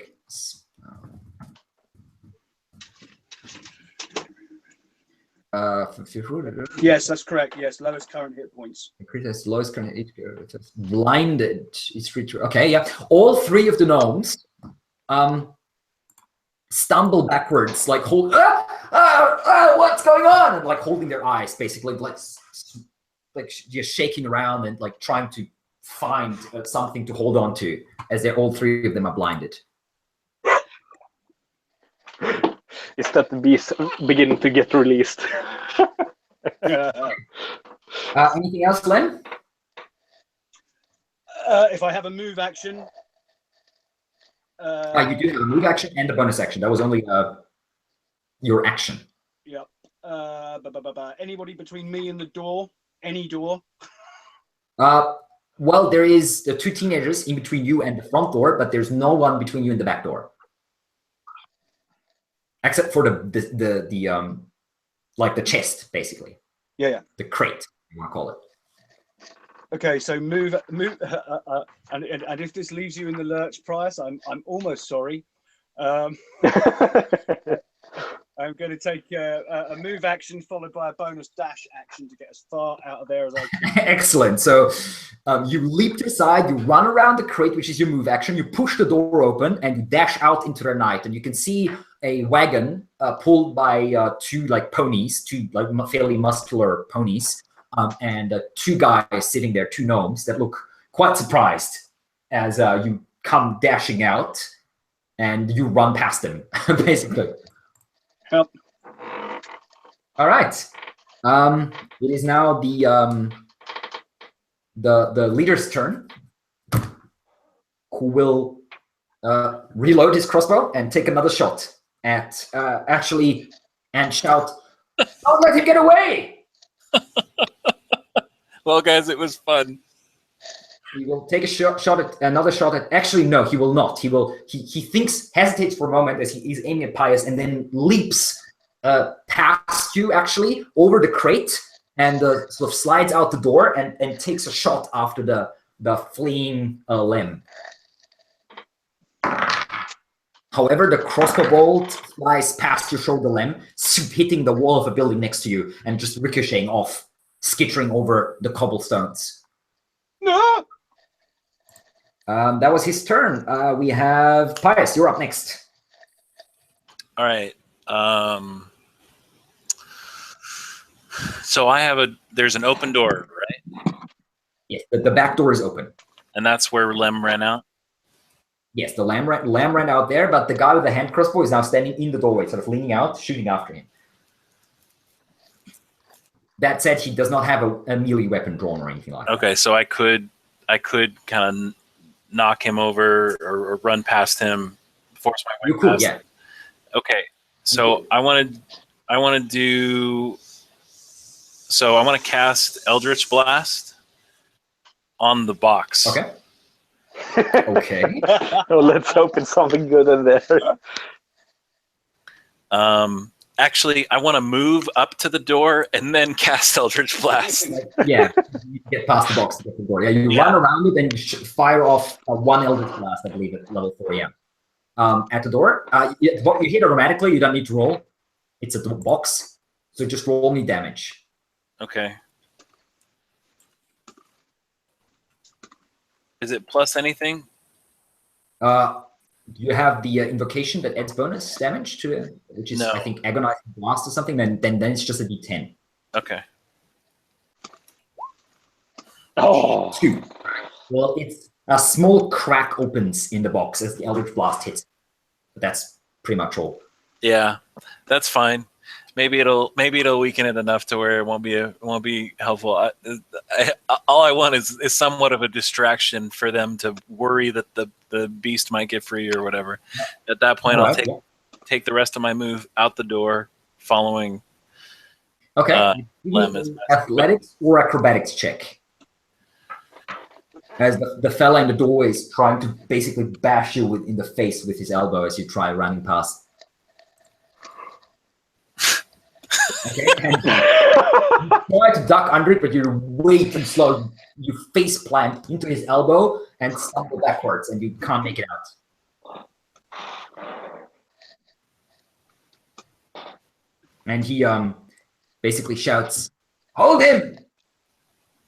As the 2 dwarfs, now finally leaping into action, the 3 gnomes still blinded, are closing in on you and both dropping their weapons and like going for a grapple, basically trying to grab you and pull you to the ground. Can I use words that turn? Sure. Okay, I want to mimic his voice because we've been talking for at least a minute. Yes, you do. And I want to shout out, "After him!" Okay, let's see. Give me a deception check with disadvantage.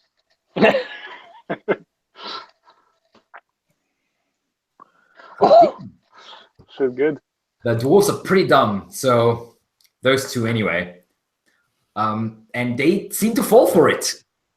They as they're closing you, they turn, even though they saw your lips move.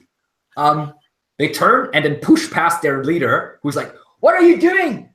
And they just, "We're after him, as you said," and run past. Start following him down the street, just trying to catch up to him, but Lem is way faster than they are. And Lem, it is your turn. Okay. What are these 2 chaps on the wagon doing? Are they just still looking? They're just staring wide-eyed. They don't look like they're interested in fighting. Okay. Turn back and look towards the door. What Yep. can I see? You can see 2 dwarfs coming your way, but much slower than you are. You can see the fellow with the hand crossbow, and you can see basically him shoving, Pius as he's trying to get past him, is shoving him back in with an elbow, and then sort of stumbling out of the way as the dwarfs run out. Okay. Pointing at the 2 dwarfs, looking at the 2 chaps on the wagon, Yeah. It's a trap. They've split on us. Get them. Okay. So you're pointing at the I'm dwarves? trying to get the two chaps on the wagon to engage the dwarves. Okay. Are you using any magic for that, or just general? Nope, just sheer bamboozlement. Okay, give me a deception check with disadvantage. Okay, perception would be deception. Even would be Deception. Charisma. Charisma 2, save. 3, 4 plus bonus again. First one. 8, a 10. So, yep, sadly, it's disadvantage. 20, Oh. but the two gnomes look at you as confused. They have no clue what's going on and ignoring your words, basically. What do you want to do?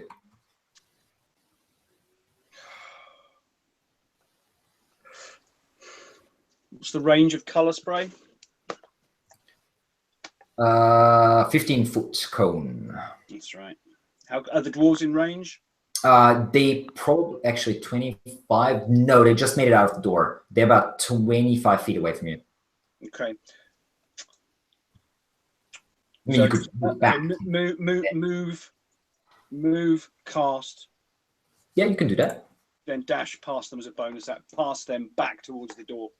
Yeah, you can do that. You can even aim the color spray, so you would also hit the guy with the hand crossbow, the leader. Oh yeah, absolutely. If that's the case, yep. Yeah, you can do that. You just push past him. They're very close together at the moment. Okay. All right. I'm probably, unless I roll obscenely badly, I should catch them all. Let's see. There we go. 22 hit points. 22 hit points. All right. Both of the dwarfs stop and like, I'm blind. What the hell is going on? Just start shouting around. The guy with the hand crossbow does not seem to be affected.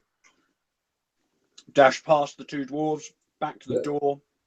Try and give Pius some kind of assistance to get out of there. Okay. Well, the guy with the hand crossbow is now dropping his hand crossbow, and he is pulling 2 daggers. And he will take 1 swipe at each of you, basically. His daggers out. That's 1 attack against Lem, which is a natural 20. So you take 9 points of piercing damage. Noted. And the other attack against Pius, that is a miss. Pius, you duck under the blades. Sweet. And yeah, he says, "You're not getting out of here, you fools! What the fuck were you thinking?" Basically. And in the fight now, you can see the brown wig that he was wearing has been sort of shaking a bit loose, and you can see a few red strands of hair peeking out. Red hair. Kind of like the hair that is on your own heads at the moment.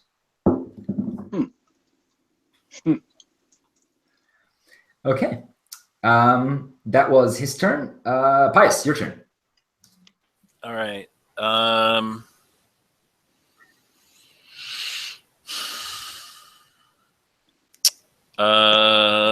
Let's see here. Hideous laughter.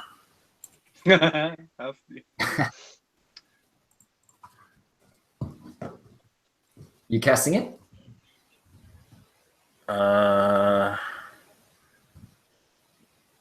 Yes, on him. What is that? A wisdom saving throw. All right. Yeah. That is a with advantage. Still a fail. Actually, what is your spell save DC? Yeah, still a fail. He looks at you and just goes, and falls down over, like dropping both daggers, clutching his stomach, trying to get air, but not really succeeding.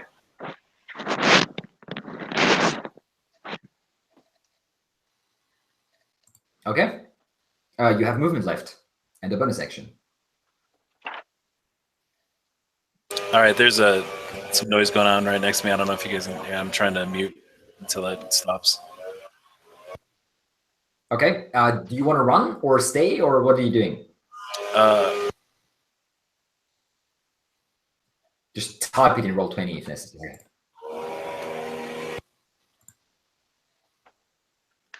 Run. I'll Okay. definitely. Well, the dwarves are still blinded, so if you guys want to flee, you will make your escape.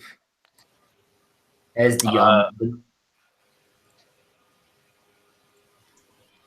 Yes, I want to flee. Yeah. Okay. Definitely get out of there. All right, so you both run out into the night and not being pursued out into the streets. And do you want to return to your base of operations?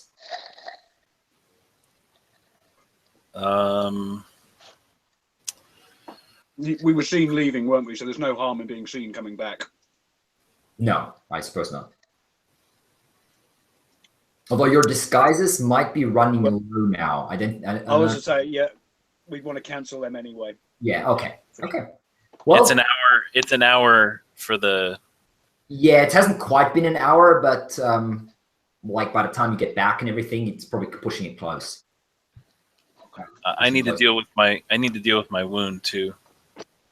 All right. Yes. Okay. So you return back to your headquarters, your workshop, and you share whatever you think you have found out with your companions. And we'll have a 3-minute break, and then pick this up in 3 minutes. All right, okay. Cool. So everyone can go to the bathroom and grab some water and stuff. See you soon. All right.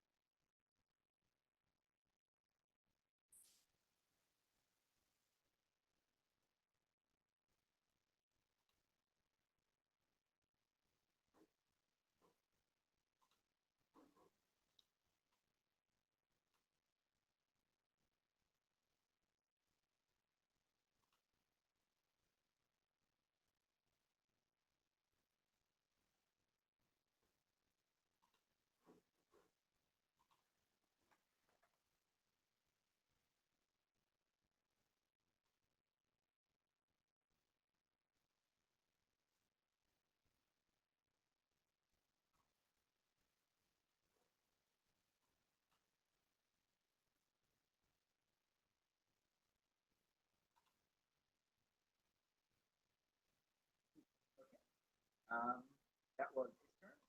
Pies.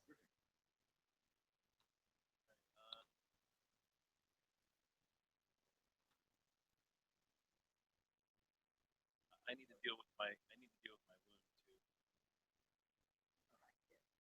Okay, so you return back to your workshop, and you share what you found out. And we'll have a 3-minute break.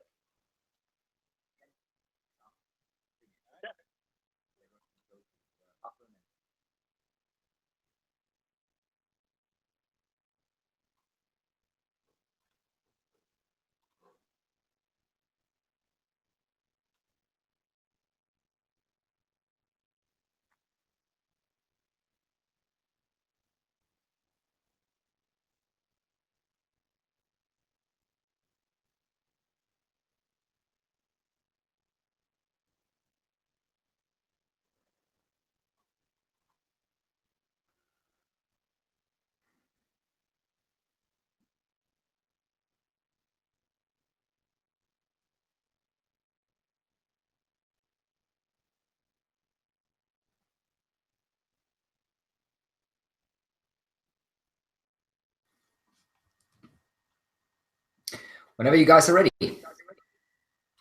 I'm here. Yeah. I'm back as well.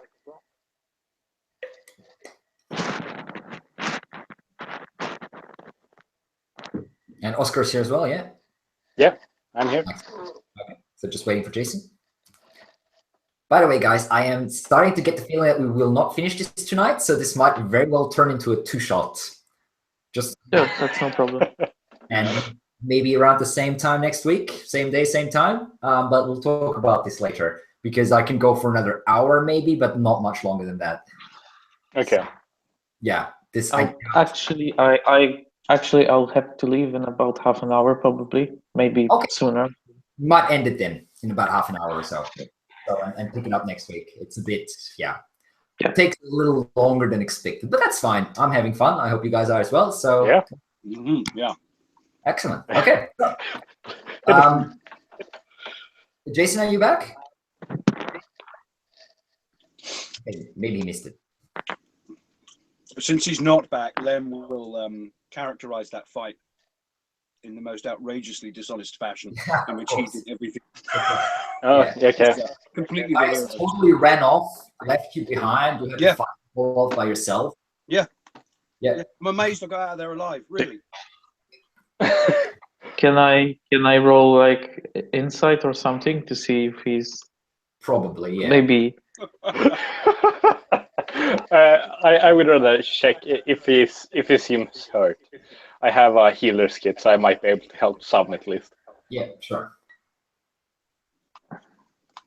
Yeah, no. What was in the box? I want to know. Well, What's in the box? presumably, as some type of creature that they plan to introduce. I'm back. Sorry, guys. Disrupt. So I was just saying we'll probably pick this up. We'll play for another half an hour, 45 minutes, and pick it up next week because this is not finishing anytime soon. This adventure. That's fine. I'm good with that. One shot. Anyway. If you guys are all up for it, yeah, I definitely am. Yeah, excellent. Well, we'll talk about this later, but yeah, just so you're aware, because yeah, as I said, I need to leave in about an hour or so. Could it be? Anyway, let's pick it back up. So you have come in, disguising your wound the best you can, so that the guards don't call any ask you any weird questions. Right. And then going off to a quiet corner and then bandaging it, basically stopping the bleeding and bandaging it. I believe.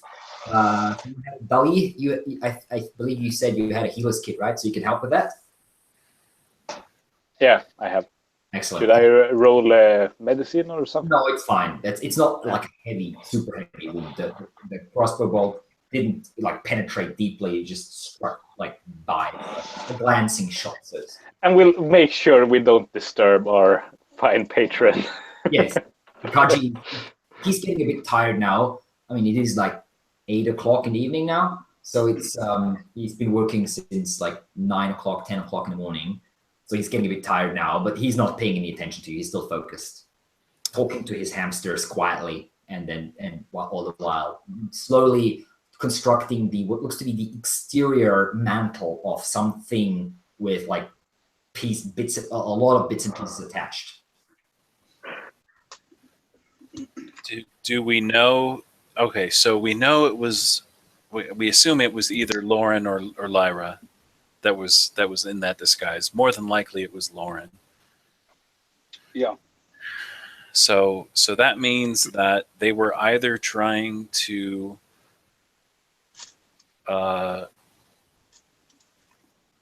attack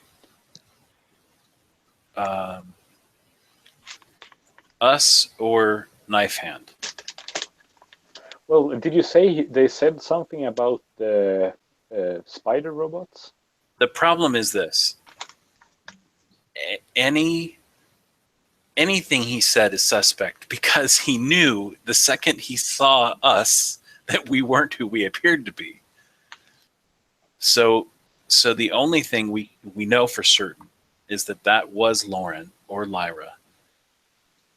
We know that they were trying to attack or will be recently or planning to attack in some way one of the other two workshops, And from process of elimination, knowing that they were the ones that hired the people that watch, we can assume that the unwatched workroom is theirs, and thus we know where Knife Hand is. Yes. Yeah. The one that was not watched is the one up north. That's Was the one where you saw 2 guards standing outside. 2 guards, The not other one- the 4. Okay. Yeah, exactly. That's the one where you tried the sort of illusion trick, basically. Right. The one. So yours is like west, so to speak. Let's call it west, north, and south. Sorry, west, north, and east. The three workshops. The eastern one is the one where 4 guards were standing outside the door. Okay.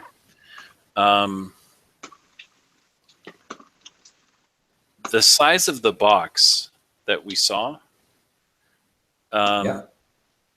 does it look like it would have fit or reasonably fit into the chimney, or no? No, it was way too big. The chimney is fairly large, but it's still only a chimney. Okay. Because I'm just trying in my head to logic out where they would have been able to introduce the creature. If they were going to get a creature inside, that would be the only external opening that isn't, very well guarded. At least that was my, thinking. Now, there's no way of knowing what was inside that box or how big how big the thing is or isn't. We just know it was strong enough and that they were all relatively frightened. I think they might have planned to introduce this creature during transport, like block off the street and just open the cage. I don't know. I think that the way they were talking, at least, they were going to be moving it. It seems like it was going to be an attempted action that night, tonight. Against who? Again, we only know not them. Well, we know that what's her name, Knife, whatever her name is the favourite, and we are rank outsiders. So True. Secondly, That's fair. Secondly, my suspicion is that, if I had to guess, it was meant as a distraction. That's also true. That's also possible. You just let it out on the street. Guards have to deal with it. Anything can happen in the chaos. Maybe. I will also say that he was fairly adept at disguise. So we should expect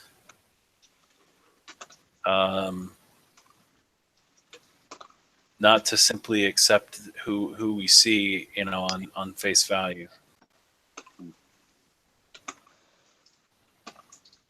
But this does pose the question of do we warn the herders that we assume an attack is imminent,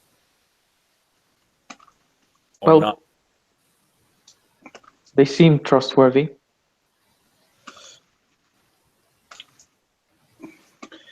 I don't suppose we have a written copy of the rules of this competition, do we? No. I think that probably wouldn't help either. I think it's the law of the guards, rather. Can I make a history check to see whether what did you want to check in the rules precisely? What we want to know is if we go up to the guards and say, oh, by the way, folks, these guys were plotting something nefarious, and they say, how did you know that? And we say,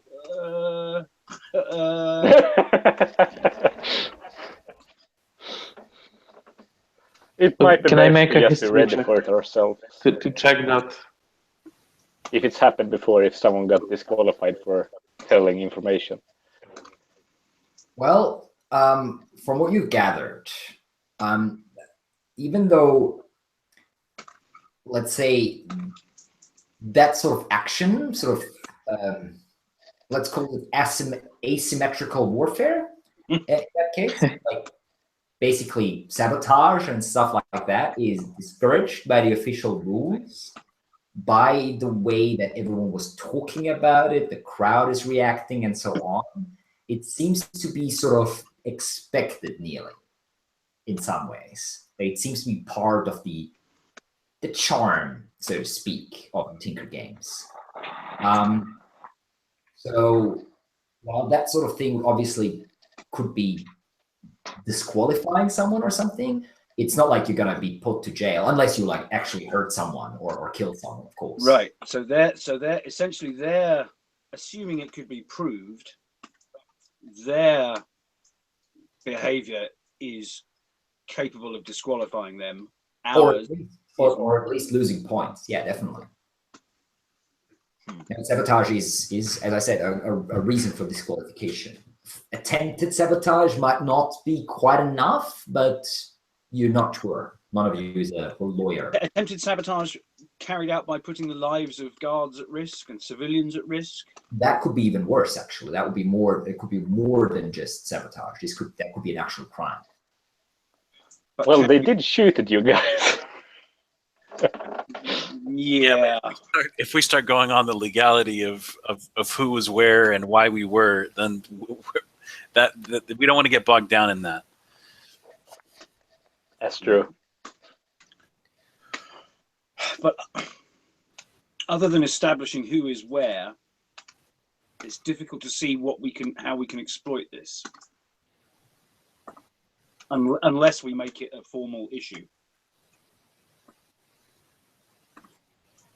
Well, if you know who hired these guys, we know that they're from we know that they're from Cloud here. We know that there's no question. You can try to blackmail them, but the talk that he was doing about Knife Hand was just because he knew we weren't who we appeared to be. Yeah. hey, you can try to blackmail them, but they'll deny it.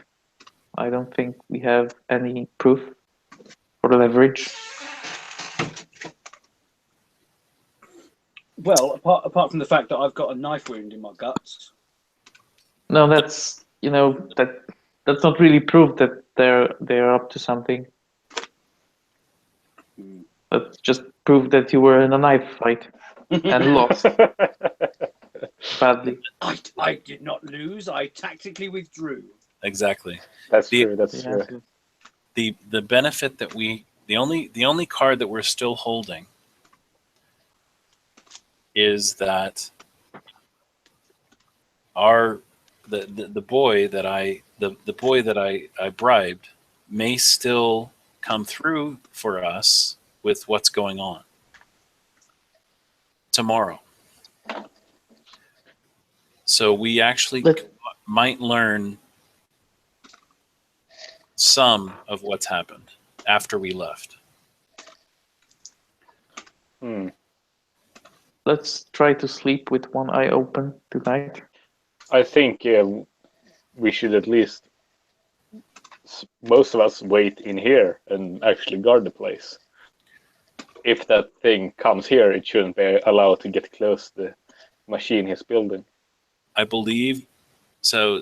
The odds are fairly good. They also might just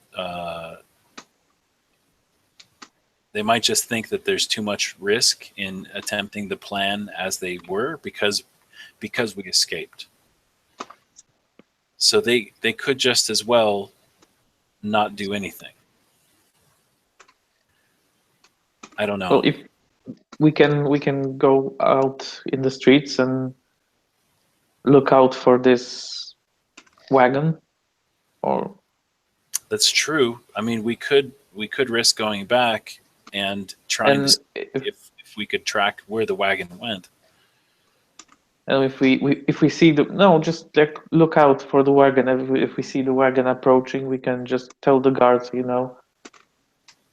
we have information that these guys are trying to sabotage the games, and the guards will check the wagon before it comes here.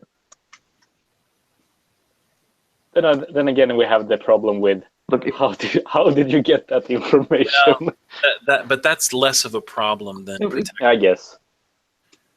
yeah, if we tell them, look, we have information that these guys that are riding this wagon are trying to sabotage the games, they will check the wagon at least to see, to do it's their job.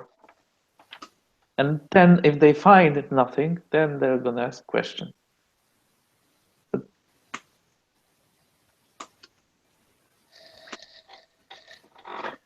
Well, for what we're doing, we're gonna go to sleep, or at least guard in shifts in here. Yeah, I think both Yeah. Lem and I definitely need to rest and Yeah, try no, to breathe. go have a nap, and I can do a bard. The Song of It's not a Rest. spell. You can. I think already for you already have the Song of Rest. Yes, the Song of Rest. I can do the Song of Rest on the Does that wounded. count as magic? I I don't don't think so, know. actually. I think it's just music, soothing music. However, I believe also the Song of Rest is only relevant for a short rest, not a long rest, which you will be having, because a long rest already regenerates all your health anyway. Oh, okay. Oh, okay. Oh, also, did I finish up with my small mechanical? Let's roll for that, actually. Yeah. Give me a tinker check. 17. Yes, good enough. You have managed to create 4 more, and I've put now on all the windows. Yeah, I'll set up the last ones then. 13 in total now, basically, yeah. Yeah. All right. Well, for the night, I only have I have this bag of tricks. It's made so I can pull out an object, and a random creature might spawn, from a small weasel giant rat to a dire wolf, basically. Whoa, whoa, whoa, In a room whoa, full of whoa. hamsters. Well, if during the night or something, I might be able to get this through one of their windows. This is not an item that would be any way really be able to get tracked to someone. Hmm. And what happens? You pull this out and Well, I get a creature that seems friendly to me and listens to what I tell them to do. I can give them some general orders like, well, destroy the thing in the middle, or rush around and make, I don't know, distractions or something as well. If I can get it through the window of their small encampment, it might do some damage.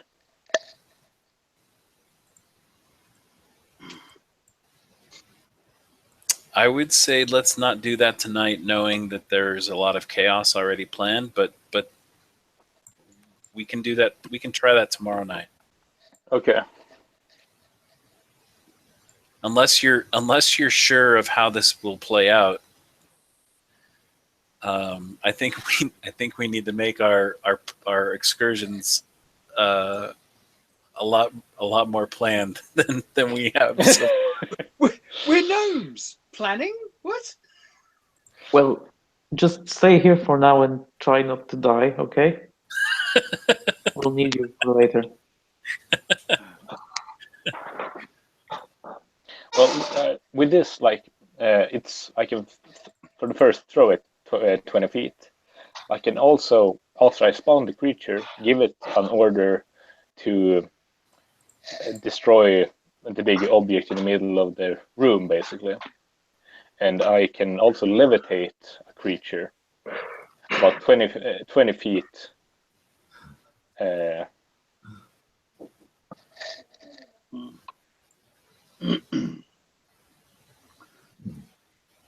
So at the moment, the opposition is divisible primarily into those who at some point will need sleep and those who won't, presuming the mechanicals are, you know. I think we all should get some rest, but we can rest in shifts. Yeah, but I mean, I'm thinking in terms of if we strike at the ones who we can assume will be sleeping, which is cloud hair. That means we don't necessarily need to worry about red lights going on inside the room if they're asleep. And we Well, only... the guards are still here. They will be here all night, right? Yes, but they're not in the workshop, are they?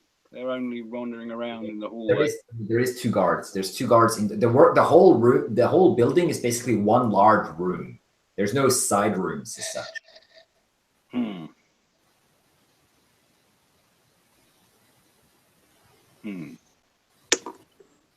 Well, I don't think we have anything more to do tonight. We should rest up, make sure you guys are okay, and see what happens during the night. Okay. Yeah, we'll take the first shift. Okay. So if we can get some sleep. The Kasji comes over to you and says, "Well, so far so good. Everything's progressing well. Another day. I think I might be able, if I work through the day and maybe a little bit into the night tomorrow, I should be able to get it done by midnight tomorrow. Everything. It's going to be Really well. good. Good work Yes. today. You're doing well. You're doing great. Yes, Keep up the good work. it's getting a bit tired now. I might grab one of those cots over there and just grab some shut eye. You guys are welcome to do the same thing, of course. Oh, Yeah. what happened to you? And he sort of looks at the little bit of a sort of bandage that you can see under Pius's like robes or clothing that you're wearing. Do you cut yourself? Yeah, I'm clumsy. Yeah, it's, tinkering is tricky. There's a lot of sharp edges and pointy bits. Careful. Anyway, you, Sir Guard, might, do something about those lights so we can sleep. Sir, yes, of course. One of the guards rummages around in his pockets and takes out like a wand, basically, and points at the lanterns, one after the other. And you can see the light of the lanterns dim. They're still there, but they're like maybe half strength now. Pay very close attention to where he puts that wand when he's finished using it. Yeah, he seems to have a pocket on the inside of his uniform. Like in a suit, you would have like a pocket on the inside of your jacket, basically. So they are not turned off. They're just dimmed a bit. They're not turned off. They're also. Did they turn a slight shade of red when he used the magical item to turn them dim? No. Okay. That's the best I can do. I'm afraid the lanterns have to stay on. I suppose that will be fine. I'm tired enough that I could sleep in this as well. Good night, everyone. Good night. Good night. Just accost the guard before he wanders off too far. Yeah. So surely you've been here virtually all day. You must be being replaced soon. Yes. In fact, we'll be here until an hour to midnight, and then we'll be replaced. That's not a problem, though. Don't worry. Oh no, not at all. I was just making sure, everybody needs their rest. Oh, indeed, yeah. We need to stay sharp. Now let us know if you need anything. We'll be right there by the door.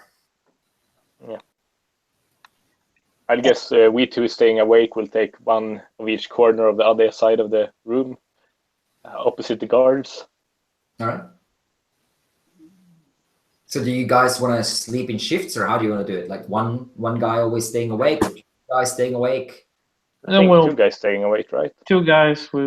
I'll take me and Daddy. Yeah, we'll take the first shift, and because they were hurt, they were in a fight. They will take the second shift. Yeah, the rest will get us back up by the time if anything. And we'll just sleep like further into the day if necessary. All right. If you do that in two shifts, you'll each only get like 4.5 hours of sleep. Well, the others can have a full, basically almost full rest, right? And we can just sleep afterwards. A rest doesn't necessarily mean sleep. A long rest is 8 hours, but you don't Okay. have to sleep for that. You just have to be resting.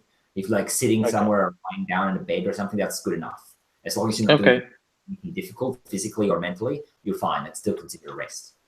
Okay, then we'll just be sitting in a corner, basically. Yeah, I'm just saying you can push yourself for one night without any issue and have like 4 hours of sleep. Yeah, I'm going to take to pick a deck of cards, and I'm going to play cards with him. Yeah. Okay. All right. So okay, Lem and Pius go to sleep. Grab some shut-eye, and Philip and Dali stay awake playing cards. All right. How long do you guys want to stay awake? Like, when do you want to change the shift? It's like 10 o'clock now, let's say, in the evening. About 2 hours to midnight. At midnight, I think. Or well, we should wait later, right? At like 3, maybe. 3, yeah. 3 in the morning. Okay, that works. Okay. Okay, so two of you settle down. The city starts to quiet down. It's never a city like Glimmerfall is never completely quiet, especially because it's not on the outside. So the natural light doesn't mean that much here. So there's always someone around. The streets are never completely empty. Gnomes, some of them are more night active and stuff than others. But still, it gets quieter. The guards have an exchange shifts. You do actually observe that the wand is being passed on from one guard to the other. He puts it away. The new guards nod over to you and sit down.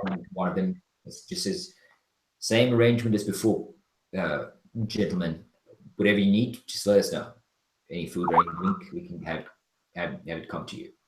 Other than that, have a pleasant evening. And by the way, you're fine with going to sleep if you want. We'll keep an eye out if you're worried." Oh, I'm it's just always better with more eyes, right? I suppose it's up to you. I mean, we already have 4 eyes right here and another 4 right there, as he points at like himself and his little smoke thing and his companion and his little smoke thing. But suit yourselves. And yeah, you continue playing, and then eventually at like maybe 1 o'clock or so at night, but a good hour after midnight, you can hear what sounds like distant commotion coming from outside somewhere. Guards stand up. I'm guessing that's not normal. I'm a little groggy, I guess. Or this was just an hour later, or when did you say? Yeah, this is about 1 o'clock at night. Okay, yeah. I'm going to check that. I'm going to check it out. I'm going to. We can do that for you, sir. You can stay here. No, it's better if at least one of you guys stay here, right? So you don't split up as well. Of course, no. We will be here. I'm just gonna talk to the other guys outside. We'll see. Okay, you do that. He steps outside, talks to the guards, and comes back. I'll make sure to keep an eye on all the windows if I can see any light or anything changing from them, like a flash or anything like that. It seems fine at the moment. As the door opens, you can hear the commotion a little more better. It seems like it's a few blocks off, though. It doesn't seem like it's anywhere close by. And the guards comes back. It looks like something's happening up north. We don't have any information yet, but we'll figure it out soon enough. Okay, just give us a warning if you hear anything getting closer. Of course. Don't worry. There's other guards here in the city as well. Don't you worry. It's not just us hurt. No. Thank you. Normal guards do their job well enough. So we'll go back to playing cards. Okay. How much have I been swindled? I'm not playing for money, really. Oh. Nothing, because I'm not playing. All right, yeah, that's good. We're playing on this game of cards. About half an hour later, so one of the guards that's like stationed outside comes in and whispers something to the other guards, and they both seem a little surprised, give a nod, and then he walks back out. And the guard that you What told happened? before, he comes over to you and says, weirdest thing. Looks like there was a sort of around the Earth Plaza. You know, it's 2 blocks or so up north from I here. haven't been in the city for so long. We basically got here and then this place. I suppose it doesn't matter. Looks like there's a rust monster made it into the city somehow. A Nasty. rust monster? Yeah, and they're What's nasty. that? Oh, they're like large, sort of bug-like things, and they everything metal they touch, it starts rusting and falling apart. It's nasty stuff. But yeah, it looks like they have it cornered, and they're finishing it off at the moment. They're not very strong. No. Well, good it didn't get to our building here at least. Oh yes, I mean you can't get to the stone wall, I suppose. He sort of pats this on the side, but yeah, they can eat through metal within a couple of minutes through a metal plate easily. Anyway, we should be safe here. Thank you. How does this monster get into a city like that? I have no clue. I mean, there's a lot of tunnels. Maybe it wandered up through some of the tunnels, but usually we have guards everywhere. Not sure. So maybe some idiot tried to keep it as a pet. That sort of stuff sometimes happens. Be figure that people know better, especially here in the Tinker's Quarter. And then again, it might be something else. He gives you a bit of a strange look and sort of nod and walks off. Okay.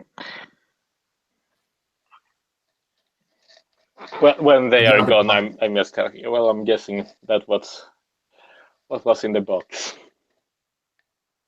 Well, it was locked up, so did they just open it too early or something?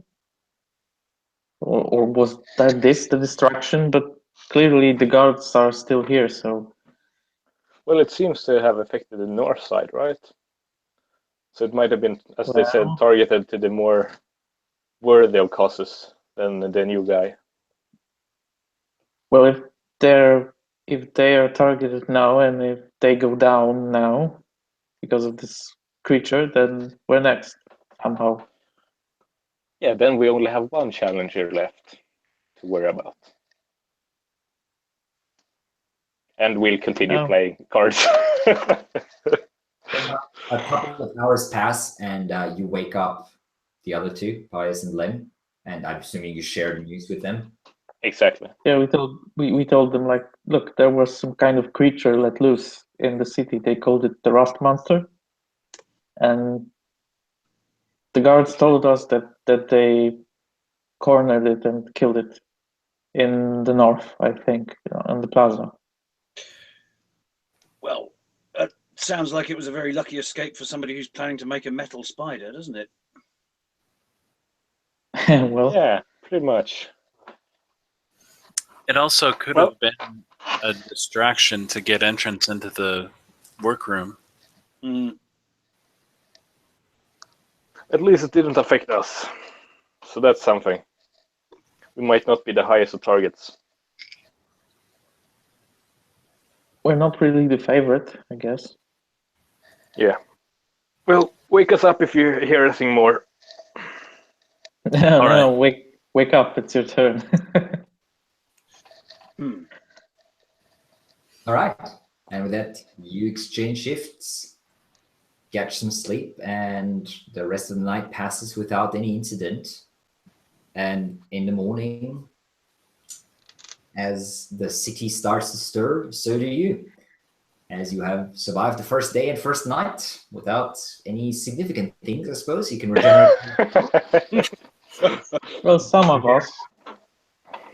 Well, I suppose. You can regenerate all your spell slots, all your health, and no one has used hit dice, and I don't think anyone used their magic items. So, yeah, you're full and ready to go for the second and also last day of the Tinker Games. And that's where we'll end it for tonight, as this one just turned into a two-shot, but it's pretty interesting so far. So we'll keep going. Same time, same day next week, I suggest. And we'll keep in touch, guys. Yeah, sure. Whoever is still watching this, thank you for watching. The Tinker Games will return in session 2 of this one-shot. Anyway, thank you for watching, guys. Thank you for playing. And True Mouse Games says good night for now. Bye-bye.